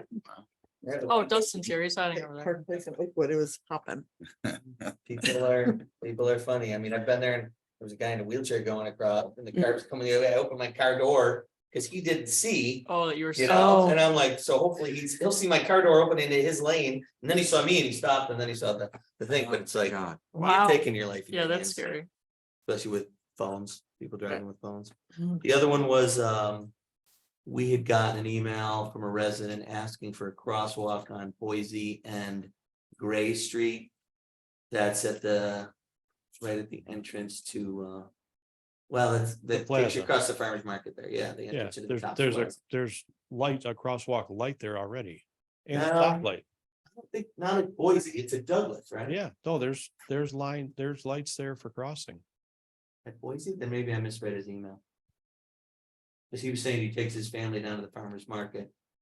And he was asking if, he said there was one at Douglas, but not at Boise, maybe I mixed the roads. Boise's the one right at the, Yeah, the one lane or one. yeah, way. the one. One way, Yeah. yeah. Monroe Mall. Cone King, Yeah, Mhm. no, Goodyear. No, Goodyear, Cone King, Same road. The other one was the three-way just giving stop him sign, another marker. three-way stop sign at Shear and. Yeah, I don't think that there is. I There's just one drove on- there last night. There's only one on one side. You guys need permission to leave? No. But not on. Oh, there is. But there's not a crosswalk. Right. It doesn't, there's not. Yes, there's a light, but there's not a There's a striped crosswalk. crossing sign or light sign, the lights, but not striped It's crosswalk. not striped on the street, so Mm-hmm. that, maybe that's what he meant. So that's something we could just have the safety committee look into doing. Mhm. Seeing if it's It's on the north side of Boise. I love the intersections with the flags, by the way. I think that was. Do they all get that's the stolen? predecessor of my house. Flags but are I gone. haven't- They've I been haven't seen them stolen recently. repeatedly. Yeah, I was about to say. I haven't Well, seen the them. flags were all gone, they were, They kept walking. some kids got them on his wall in his bedroom. We constantly replace them, right? Yeah. How many flags we buy in a year? We buy them by the case. Those yellow signs are in the middle of the road. Yeah. That I Oh. hit the other night. When we bought Libby Weberg's house and she was very proud of it. So she will be very, if anybody still talks to her, she would be very happy to hear that. And then three-way stop sign at Shear, Parkdale and Shear. Yeah, Yeah, Yeah, yeah. That was So- today. that's today. Yeah. that was today we got from a bunch of residents and you let them know it's going to the safety committee and the safety committee's gonna. I don't know that there's enough Look into traffic that. there to warrant that, I just don't see that being. Well, I I think think, one of the things that added to this, like I use that quite a bit. to When they go were center, working on the But bridge. they closed the bridge down for a while on Maple. They added that temporary light. Well, they didn't close it, but the temporary light, Yeah. so it took forever. So people are just. Cutting cruising through. Shooting over. well, I think that's the other thing there is that there's not like a left turn light to get onto Center from Main Street. Right. So you're waiting forever, right? Multiple light cycles Oh, for yeah. 3 people to Oh, you turn hurry up there. and jump through before. if you're Right. First. Well, yeah, right, which shouldn't do, but people do. But Yeah. it's an offset. intersection. Oh, I Yeah. It's a weird left anyway, so you gotta be Intersection. careful there I don't know, anyway. Dustin, is it illegal? Which part? If you're going down. Turn left before you go down the street. Yeah, you can't do You're at that. the red light, you want to take a left down the center, right? The light changes. You jump it. Those jump it. people are a couple 100 feet away. Can you take Couple that hundred. easy left? If there's time, it is safe to do so. Right? yes, you can make the If you don't deny somebody the right of their right of. Then they hear your application. So if you don't get hit, you're How fine. far away are they? So that's a great point. See, That's a great point. there's But- not- Right, that's why that's how I get home from Everett's over here usually. How far does the judge say to that? Trigger to put up the. You wanna talk about amplification, that the booze Probably. cruise with the 2 horses that go down Main Street? Holy cow, they're loud. Yeah. In my backyard hanging out. Are they really loud? Boom, boom, boom, yes. Yeah, they're always loud. They're gone. I actually stop and I look at the horses go by. I was, People are gone. Where's my bag? I was on the front porch of Main and Hamlin a few days ago. Some of the firefighters were actually riding that. Some of the guys. I don't remember noticing it being loud. They all yelled and waved. Yeah, Well, they're probably better behaved. They go by my house in a while. Yeah. We'll still report. You know, as long as we're on the theme of loudness, you know. Thought I'd throw that in there. That doesn't annoy me. It's Can I ask Matt a question while we're on Matt? That's what? Can I ask Matt a question while we're on Matt? Absolutely. I know you don't like my questions. Crosswalk striping, so brought it up a couple months ago. And what time of year do you usually do that? We like to do it in August when it's dry. Okay, Unfortunately, it's still the beginning of August, but we've been extremely busy working at the park. Trying to get everything taken care of so it can be used. But we will be striping. so my suggestion, because I'm assuming the striping gets the most beat up from plowing, Correct. is maybe we do that in the spring. It's usually, it's got to be hot and dry Okay. to stripe. Otherwise, we're there. Just because I 5, walked 6 all times around the a month. village on Friday and they're pretty rough Mhm. and it's hard to see them. And Wasn't there a problem getting the striping paint? We had a problem. a couple Shortage years or ago something? getting it. And now the oil-based paint that we used to use is no longer available. We're using water-based paint and it lasts. so it can't be wet. Yeah, the old paint used to have lead in it, was the only paint that still had lead in it, the striping paint. Now that's gone. I didn't And know the that. lead worked because it actually had good adhesion. Right, the water-based paint doesn't last nearly. Water-based paint doesn't. Hmm. Yeah, as long as kids aren't looking on the striping, you know. Right. All right, It's our so reaction. back to department head report. We got the safety committee report. Now, Dustin, does the police have anything? We do not.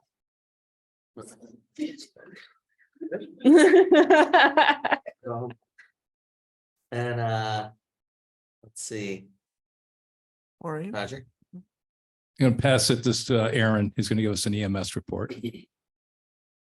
All right, so I haven't been here the last couple of meetings, so I don't know if Chief LeBlanc's touched on all of this stuff, but it's been a pretty busy summer for us. Just to recap a couple of things. Hopefully you've seen us out at the special events in town. This past 2 Saturdays ago, we were at the sidewalk sale in the rain. Please stop by and say hi. Some of the special events were not as much of a presence for show and tell. Music Fest, I think we were running up to 3 calls at a time for about an hour or 2 in there. So stop by and say hi when you see us. The month of July was very busy. We ran 127 calls. To go back about 9 months ago, you guys approved Easter R71, which is our EMS fly car. That vehicle has responded to about 300 calls since it was put in service in mid-October, I believe it was. Awesome Wow. idea. That Awesome idea. does not count the amount of calls that, like we discussed back in October, I believe it was. Couple assistant chiefs that have an EMT certification who have their own equipment in their truck, who will go to the call. And to be honest, sometimes that is just the relief for the other crews when you're running 6, 7 calls a day. The guys who are usually staffing that truck hear somebody else going and they take a call off. There's also EMTs that carry their own equipment in their vehicle. So if the call's right around the corner from their house and they can affect change, you know, it's not like it's a fire where you got to go to a fire engine because you don't have 1,000 gallons of water in your car. If you have a first aid kit in your car, a lot of times they'll go around the corner from their house to the call. So Is that what they have? When you say equipment, is that what they have? Yeah. Because the fly car's got paddles. Yeah. It's got Yes. the what's the? Yep. Narcan. Everything. They have some pen, it's got all Yeah. that stuff, right? Our EMTs have their own bag. Yeah. Other than the AEDs, Yep. they have Some of them do, yeah. They do. And how many EMTs do we have? 15 to 20. Yeah. 15, 20 in the department, at least a dozen who are active within the department. So quite a few. Great. Yeah, quite a bit. It's a great resource to have. I've gone through that. So it has been very successful so far, I'd say. The EMS response has gotten a lot better since this time a year ago. Couple other things. We just finished up a New York State pump operators course, which is exactly what it sounds like, the people that can pump the trucks with the water. We are looking at putting in the basic exterior and interior course. We're working with the county right now. That course is a little bit more of a pull for us to get. That course is run quite a bit throughout the county. But with that being 180 hours or so of training, we really need to show the justification that we need the class. We are working with the Jameson Road Fire Company to joint host one. Between the 2 fire departments, there's about 10 people who need the class. So we're hoping to get that out here in the fall.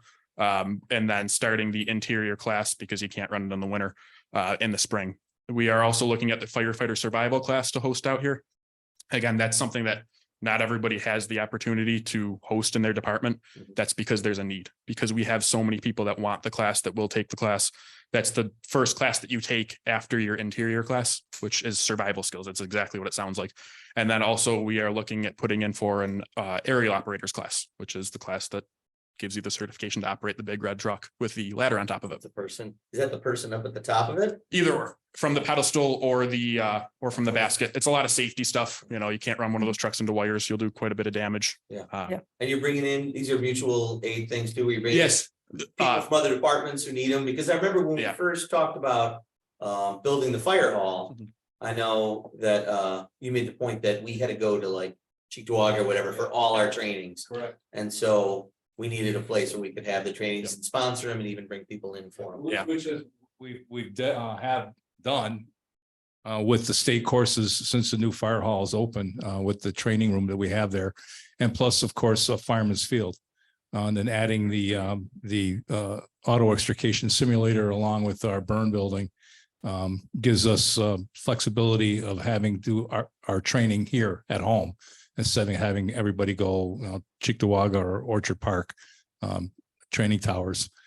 So having that here in place at home obviously helps us, our membership, to do more training, and our drills have really impacted. I mean, we have big turnouts for drills now because one, we're doing things and we're doing them at home.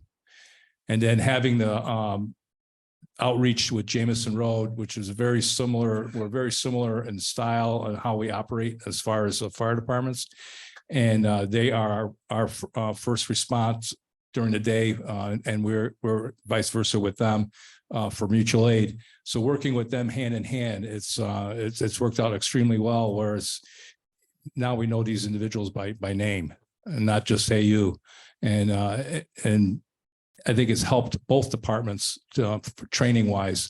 You know, it's kind of like scrimmaging with your own players. When you know your own players, well, you can only do so much. When you go into scrimmage against new people or other people and different tactics and different things, you learn a little bit. You know, they learn from us, we learn from them, and it's been quite a great relationship that we've established with Jamison, and we've extended this also to the other fire companies too, Elma and South Wales. They're a little bit limited in manpower, whereas Jamison is very similar to us in size and apparatus wise.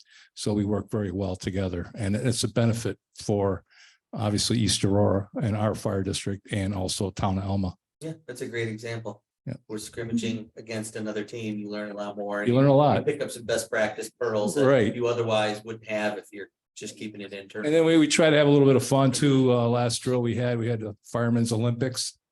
And we did some fun stuff, advancing hose, and putting the truck and pump gear, and shooting water at cones. And we had $5 gift cards to Tim Hortons. Everybody kind of got involved. It was kind of fun. He brought his tiki torch, so it was kind of cool.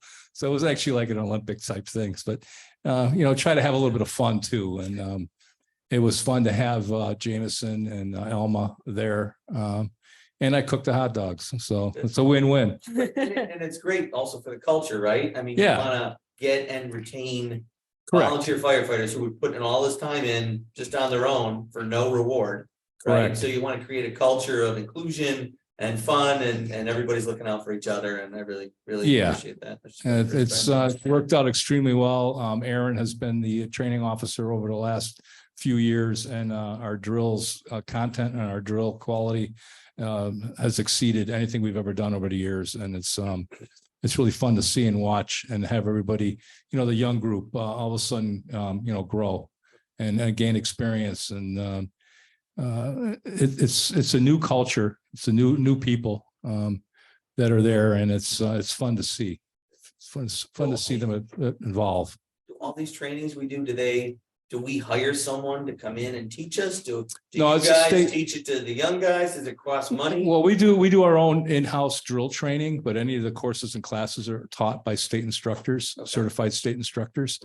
They're the ones that come and set up the classes, and basically they run the show, and they come over, to run the class.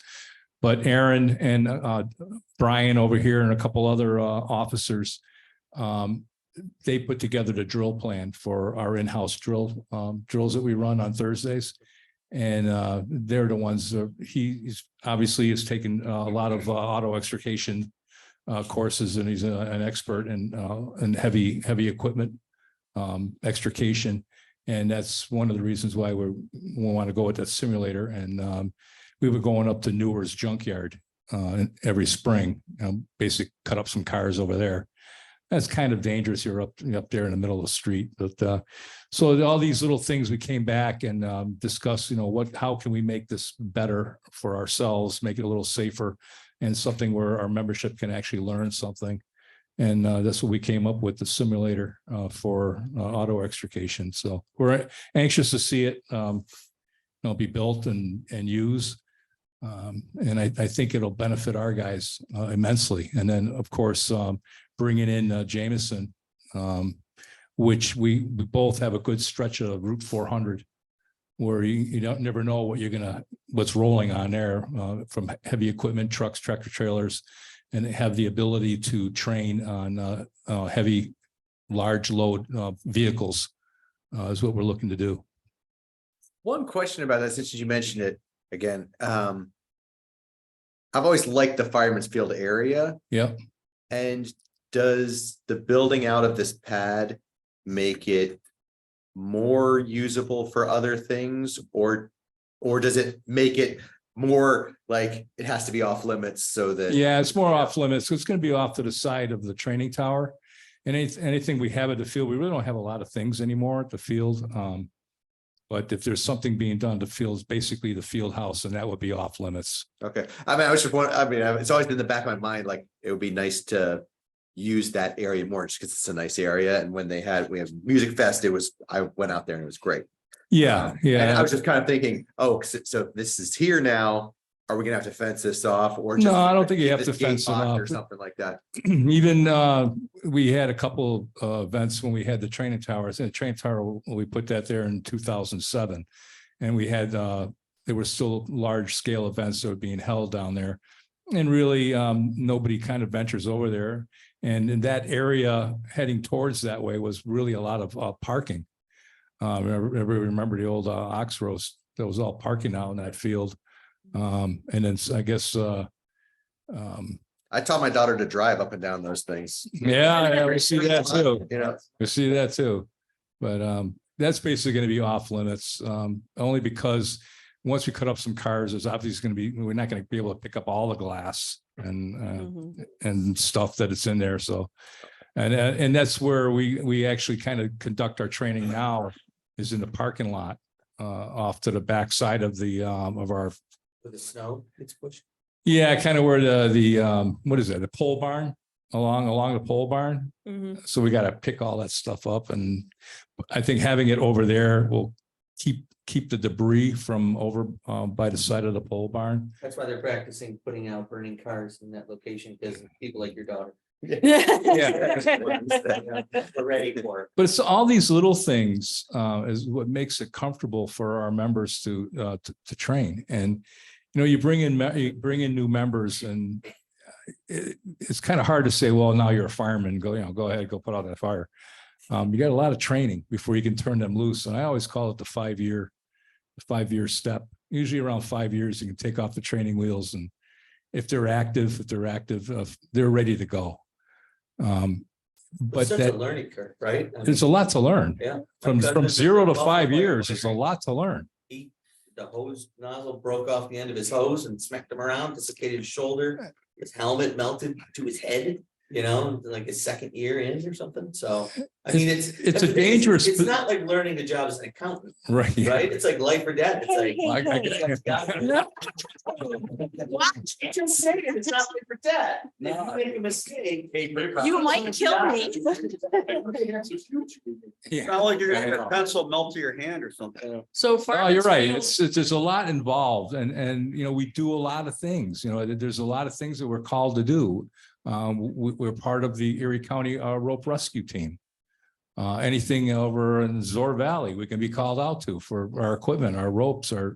The guy Aaron here is what, tech level, and he works with Erie County sheriffs. in the event of somebody that went over the side of an embankment. We have lots of areas in a village, where on Cass Creek comes through, we have large embankment, people go for a walk with their dog and Like Buttermilk Falls or whatever the one. yeah, on Center behind Street. LSI. I mean, we have a lot of places. So you have these things, these type of calls that we go on. And we've had more calls for rope rescue than structure fires over the last 3 years. So what does that say? I mean, so that says, well, we have a need to, have people trained in rope rescue. So that brings me to a great point. Somebody wonderfully puts on Facebook your calls and what the things that you did for the month. Can that come to me in an email so I can attach it to the agenda for the board? Okay. Because then they can appreciate it when nobody's here to give a report, because I know you're volunteers and you can't always come, so. That's the beauty about the fire department. Somebody comes, I want to join, but I'm really afraid of fire or I'm claustrophobic. I can't go in a fire. Well, I'm sorry, we don't have anything for you. Yes, we do. We have all these things, rope rescue, auto extrication, exterior firefighting.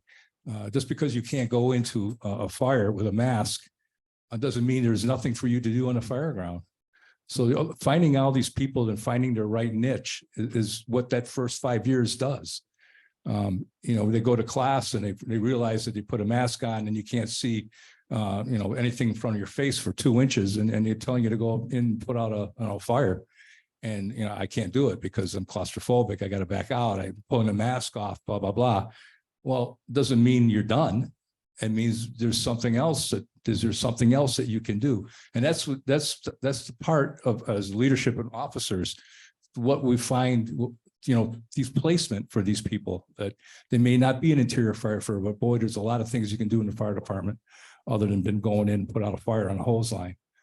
And that's the job of our officers to make sure that you're putting them in a situation where they're not going to hurt themselves and to succeed. You want to succeed. Any function or anything you do, whether it's a job or a hobby, if you don't succeed, what does that mean? You fall out, you're going to lose. We lost you.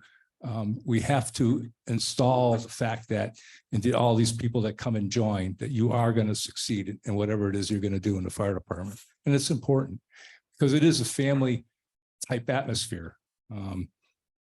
I know we hate to say it, but yeah, it's Uncle Bob sometimes is a pain. Well, yeah, so is Ray, but it's the way it is. That's how it works. I mean, sometimes we have, good arguments like any family will, but boy, when the alarm goes, we're all one team. And probably like anything else, downtime is horrible. So we got to keep everybody busy. That way they feel that they're part of something. Mhm. It's fun. It's a fun place to be. I wouldn't trade any minute, any second of my career. And I think the same thing goes for everybody else that's in the fire department that really takes it to heart. And you can tell that, you've been around the fire hall enough, Pete, to know the guys that, wear it on their sleeve. And that's what you try to learn in that first 5 years. You don't want to lose that person. After the 5-year mark, they're good to go. Trained, they're ramped up. Part of the family. Part of the family. I mean, the hardest part here too is, you want to get the young kids. I don't want to crawl around on my knees. Well, my knees are both replaced and shot from doing it. You get the young kids. What are the young kids doing? They're living at home. Yeah, you need them to, hump hose and do all the bull work. But sooner or later, they either have a boyfriend or girlfriend. They move from home. They're not buying a house across the street in East Aurora. They're going to Depew or they're going wherever it is they're going. And you lose them. I know, Maureen, you live in Depew. Lucky for Depew. But that's where you lose them. That's where we lose our new members. And so we're constantly rebuilding. We're constantly, bringing in the 20-year-olds, 22-year-olds that are still living with mom and dad. It's very rare, even though we have hit home runs over the last couple of years, of a young professional that has a good job, bought a house in the village, got spare time to be a volunteer. We have hit that home run. And then we also had the ones that thought this really well, what can we do? You know, what are we going to do? The fire department, how much work is it? Well, let me show you how much work it is. And we lose them because it's too much work. You know, we have minimum standards that you have to uphold, that have to, you know, to be a member of good standing. And sometimes it's, if you have 3 kids and, you know, mom's got to go to work, it's hard to do. And then you lose them there. So you're always trying to recruit, always trying to find that one or two that, you know, will stick around for 10, 15 years or hopefully 50. And that's really the hardest part. And it's not just East Aurora, it's every community. Everybody's finding that, whether it's EMS or whether it's fire, nobody wants to volunteer anymore.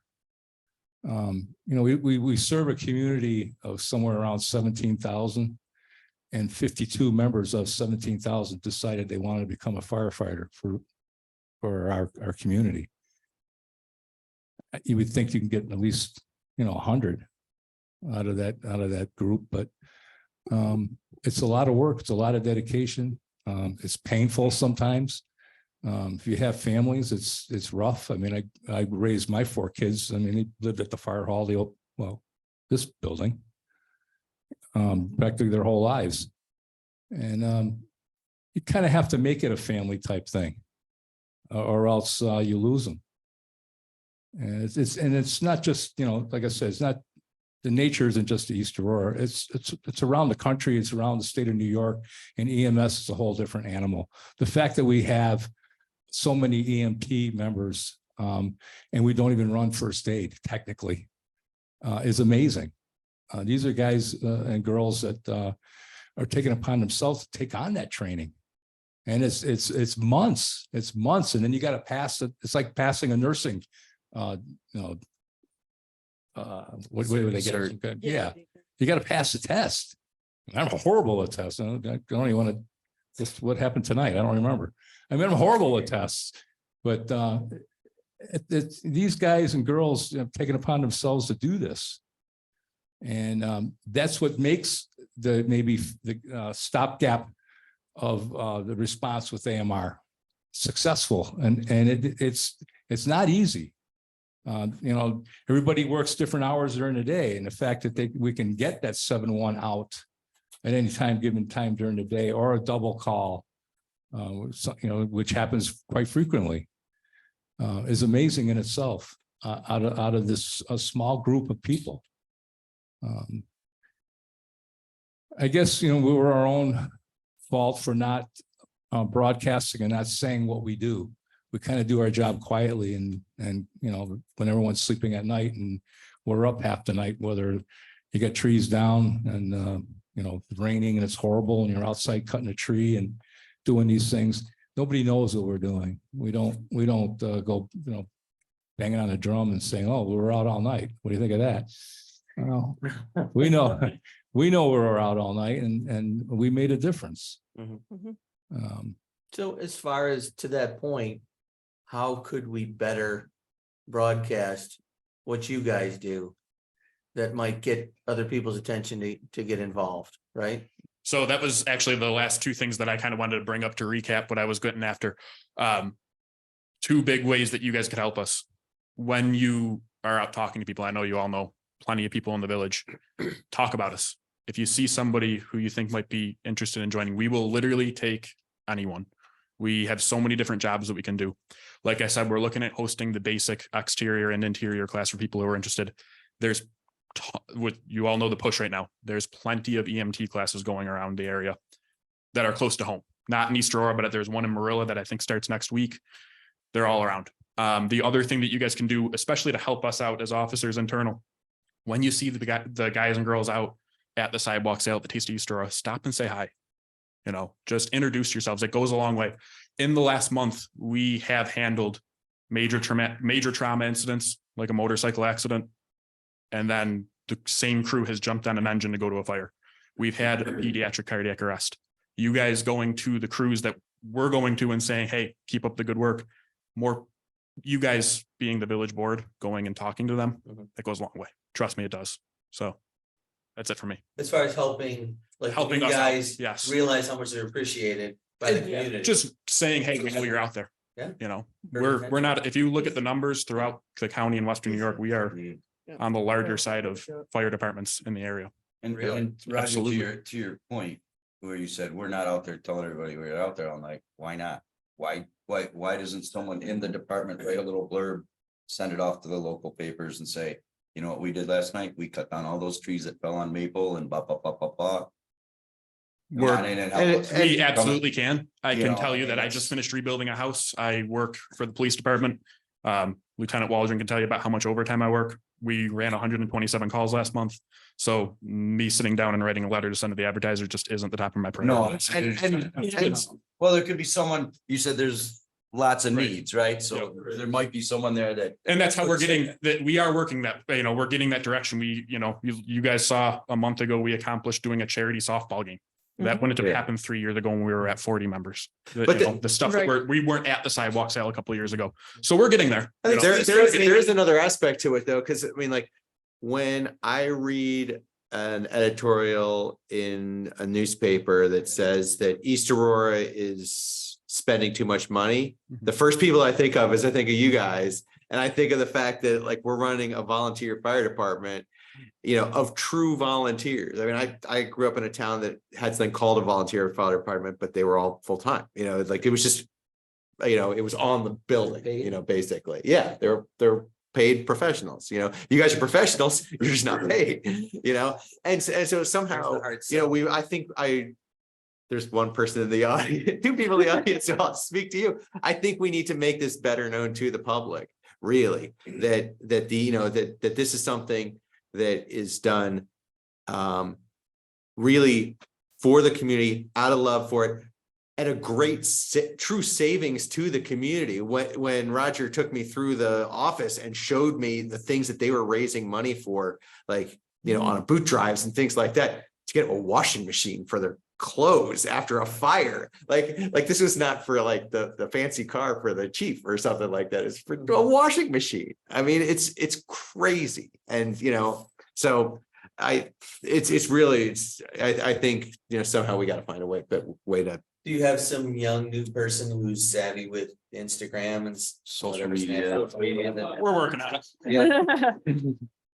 I wouldn't call me tech savvy by any means, but we get there. Right. But then they're young people. We try to, if they're gonna post something on Facebook or we're gonna put it out there, Aaron kind of throws it to 3 or 4 of us. Make sure with, you know, the spelling is right, the grammar is right, and we're not writers. And that's fine. But you get some young person who can make TikToks or whatever the whippersnappers are doing. Influencers. You know?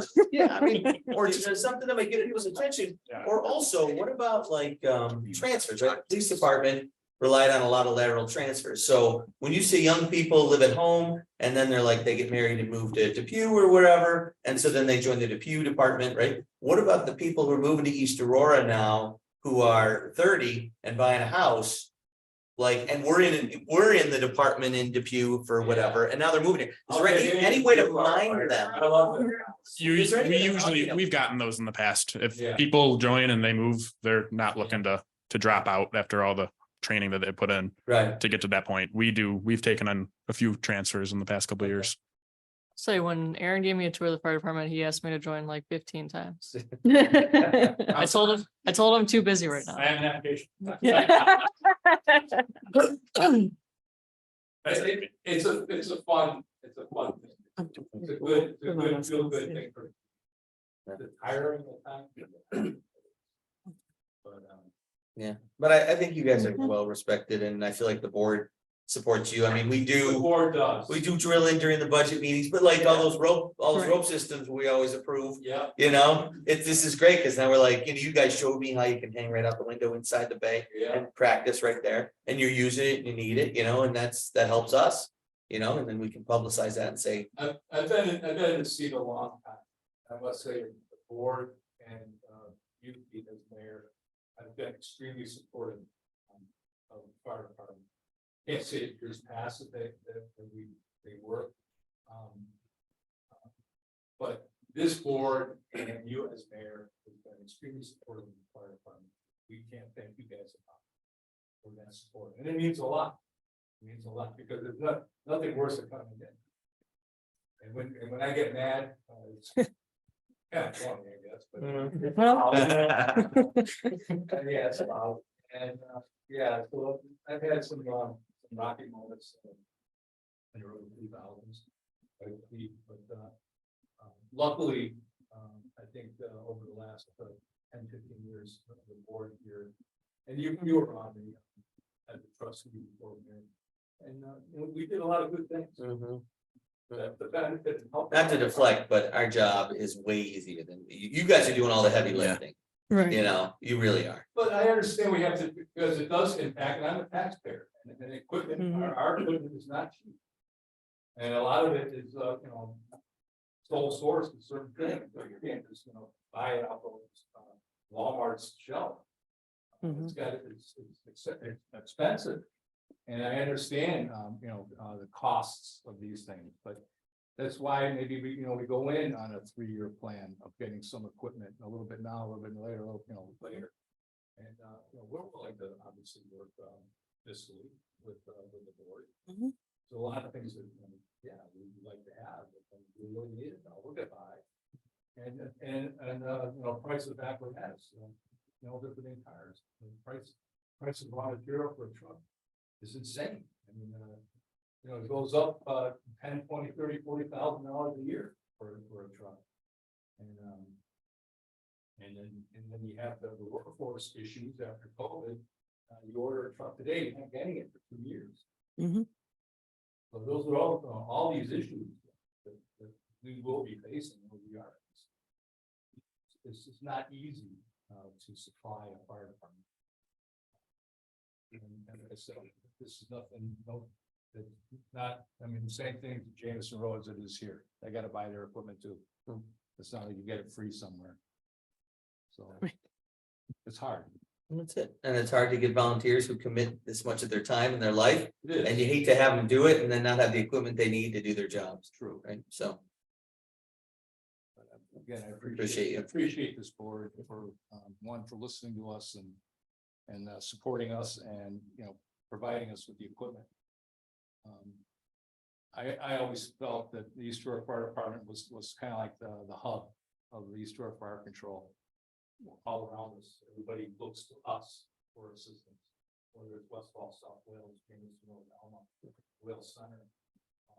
Everybody, if you look at the hub, all the fire companies around us, we are the middle. They spoke out to the fire companies, and we are the ones that help. When they hit its fan, we're the ones that help. We have to be ready. We are. Appreciate you. All right. Matt, did you go? Yeah. Liz, Matt, do you want to go again? Liz? Just a couple of things. You're gonna see a little bit of work being done over in the Benderson Plaza. They're gonna be changing some of their paint colors over there. So they're moving away from the red and green that they've got there.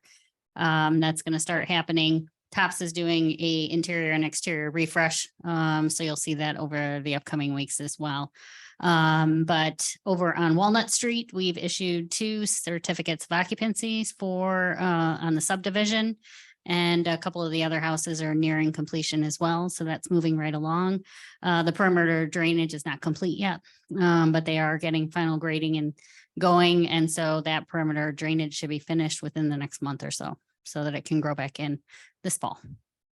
And that's it. It's still the same drainage plan, right? Perimeter all the way around, drains down into the corner where the low spot is, where the creek is and the drain. Exactly. Cross center. Mm-hmm. Very good. Thank you, Liz.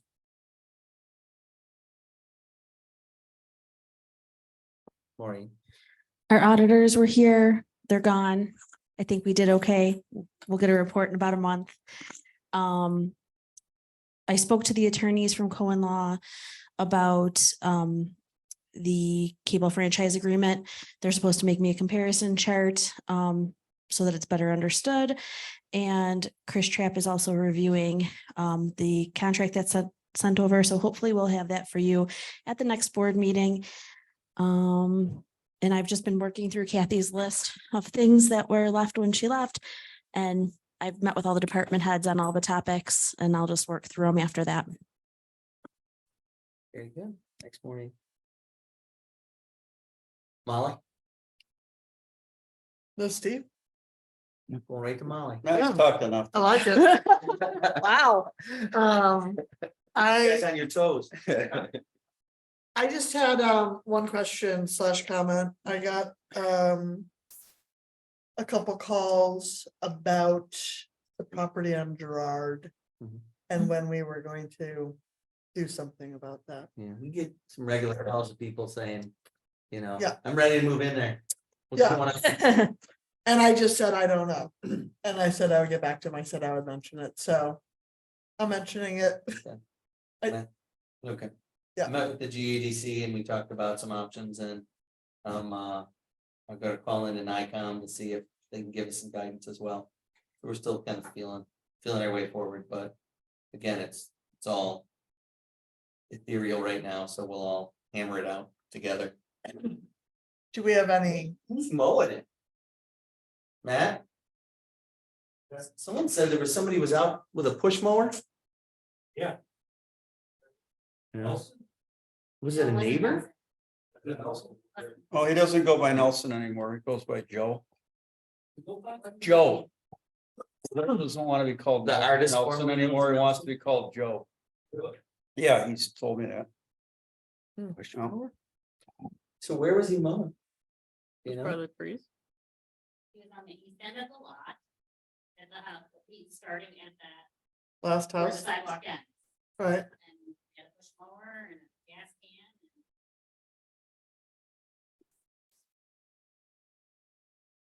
Interesting. Just a thin strip though, not the whole. I mean, there's probably what? Section is mowed. just so people can walk along the road? It might be a little more spots. Man, how often does that need to be mowed? And do we just reach out to the person Fisher Price was using and does they know the lay of the land? You can do it? I didn't know if you needed special, bigger. Brush hog it once a year. Mhm. Just so you don't get the drug thrown up. Right, Mhm. that's what they did on Walnut, is they'd come and do it once, maybe twice a year, they would just come and. Years ago, when I was a kid, they actually, you ran a, cut it down for hay and baled it. Years ago. So the answer when I call these women back is that you've had preliminary discussions. We're going to. Still moving it forward, it's a very Okay. complicated situation. Okay. I mean, is it something that we're looking to do next year? We don't have- We don't have any time frame. No time. Some of the elderly, some of the calls were from elderly individuals, which Mhm. which time is up. there. Yes. Sure. My So- said that. Yeah. I, Put up Yeah. a tent. Oh, we wanna do it right. I like it. Yeah. well, I just told them I would call them back, so I want to call them back. The planning commission is very concerned about the property also. But in theory, there's no plan for the property at all right now. Correct. Right. So there's nothing to be worried about. It's just, Right. we saved it from a developer buying it and Right. putting a Right. strip mall in. Putting- Might be a good Putting spot $600,000 for patio. pickleball. Like Wimbledon, they could play it on grass, right? Grass courts. Steve? Nothing other than thank you guys for all you do and actually I've experienced cut that fly car. Came to a friend of mine and I was witness that. It was quick and they were efficient and great and you extracted my daughter with the jaws of life a couple years ago. So thanks. Kristen? Man, you're really. Pickleball in here. Okay.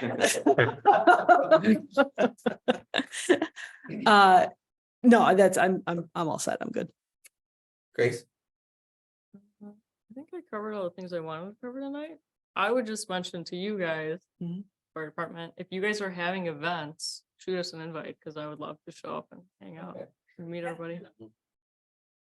Yeah. And thank you.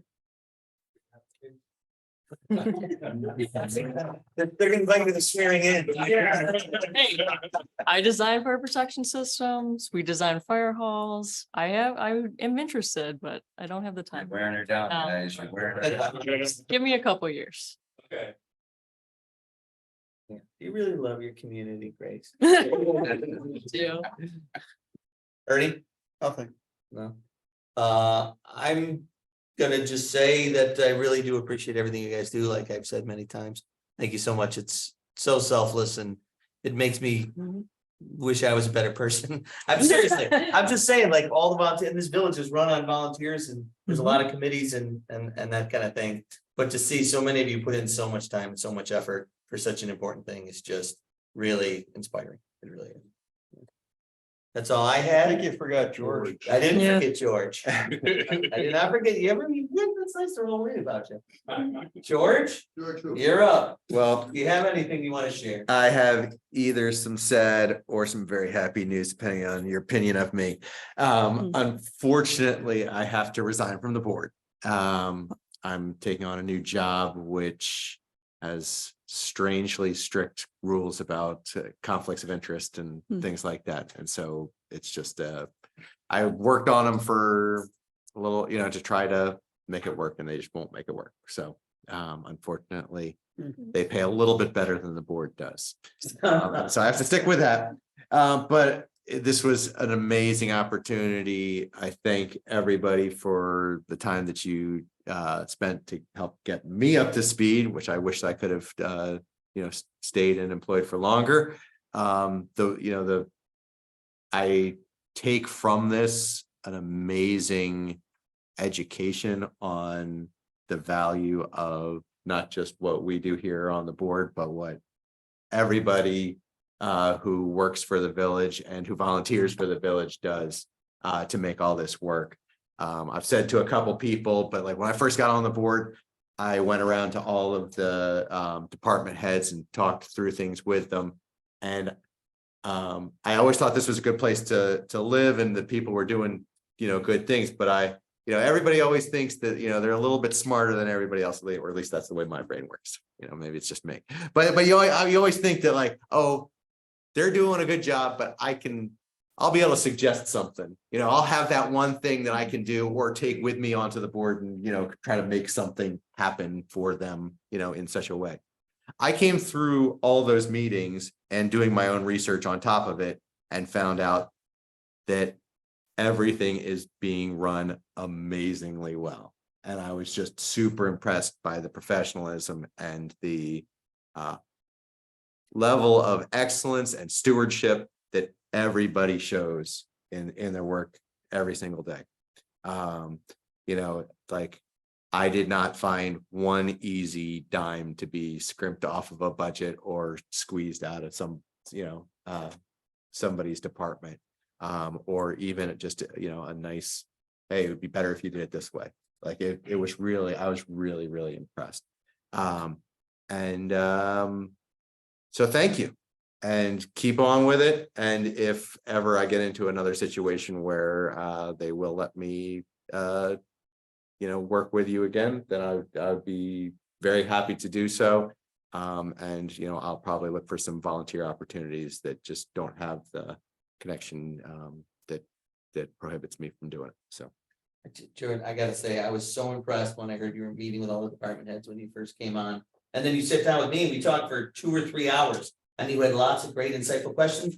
So I actually disagree with you a little bit because you threw out a lot of great ideas that like stuff that we hadn't thought of. You were like, what about this? What about that? And you were humble about it. You're like, I don't know, have you guys talked about this before? Can we even do this way? And sometimes we had. And sometimes we haven't. So I just really loved your fresh take on everything. And the fact that you put in the time and effort at the beginning to get yourself ramped up and not just, like you said, not just take it for granted and go, oh, I can fix this. These guys don't know what they're doing. You learned it. And I'm really bummed. I mean, I know there was an opening Yeah. Yes, exactly. Yeah.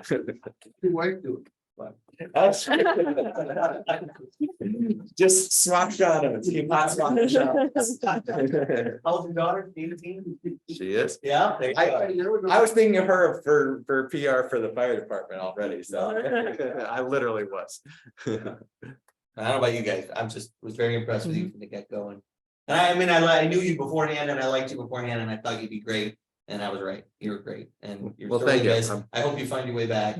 Yes. It's, I mean, like I said, there's lots of ways you can serve the village. It's always wide open for you. But we're gonna miss you. Yep. Thank you. Thanks, everybody.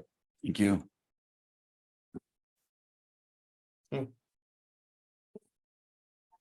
Okay. All right. Anybody have anything else? Got a motion to adjourn. So moved. Moved by Steve, second by Second. George. All those in favor? Aye. We are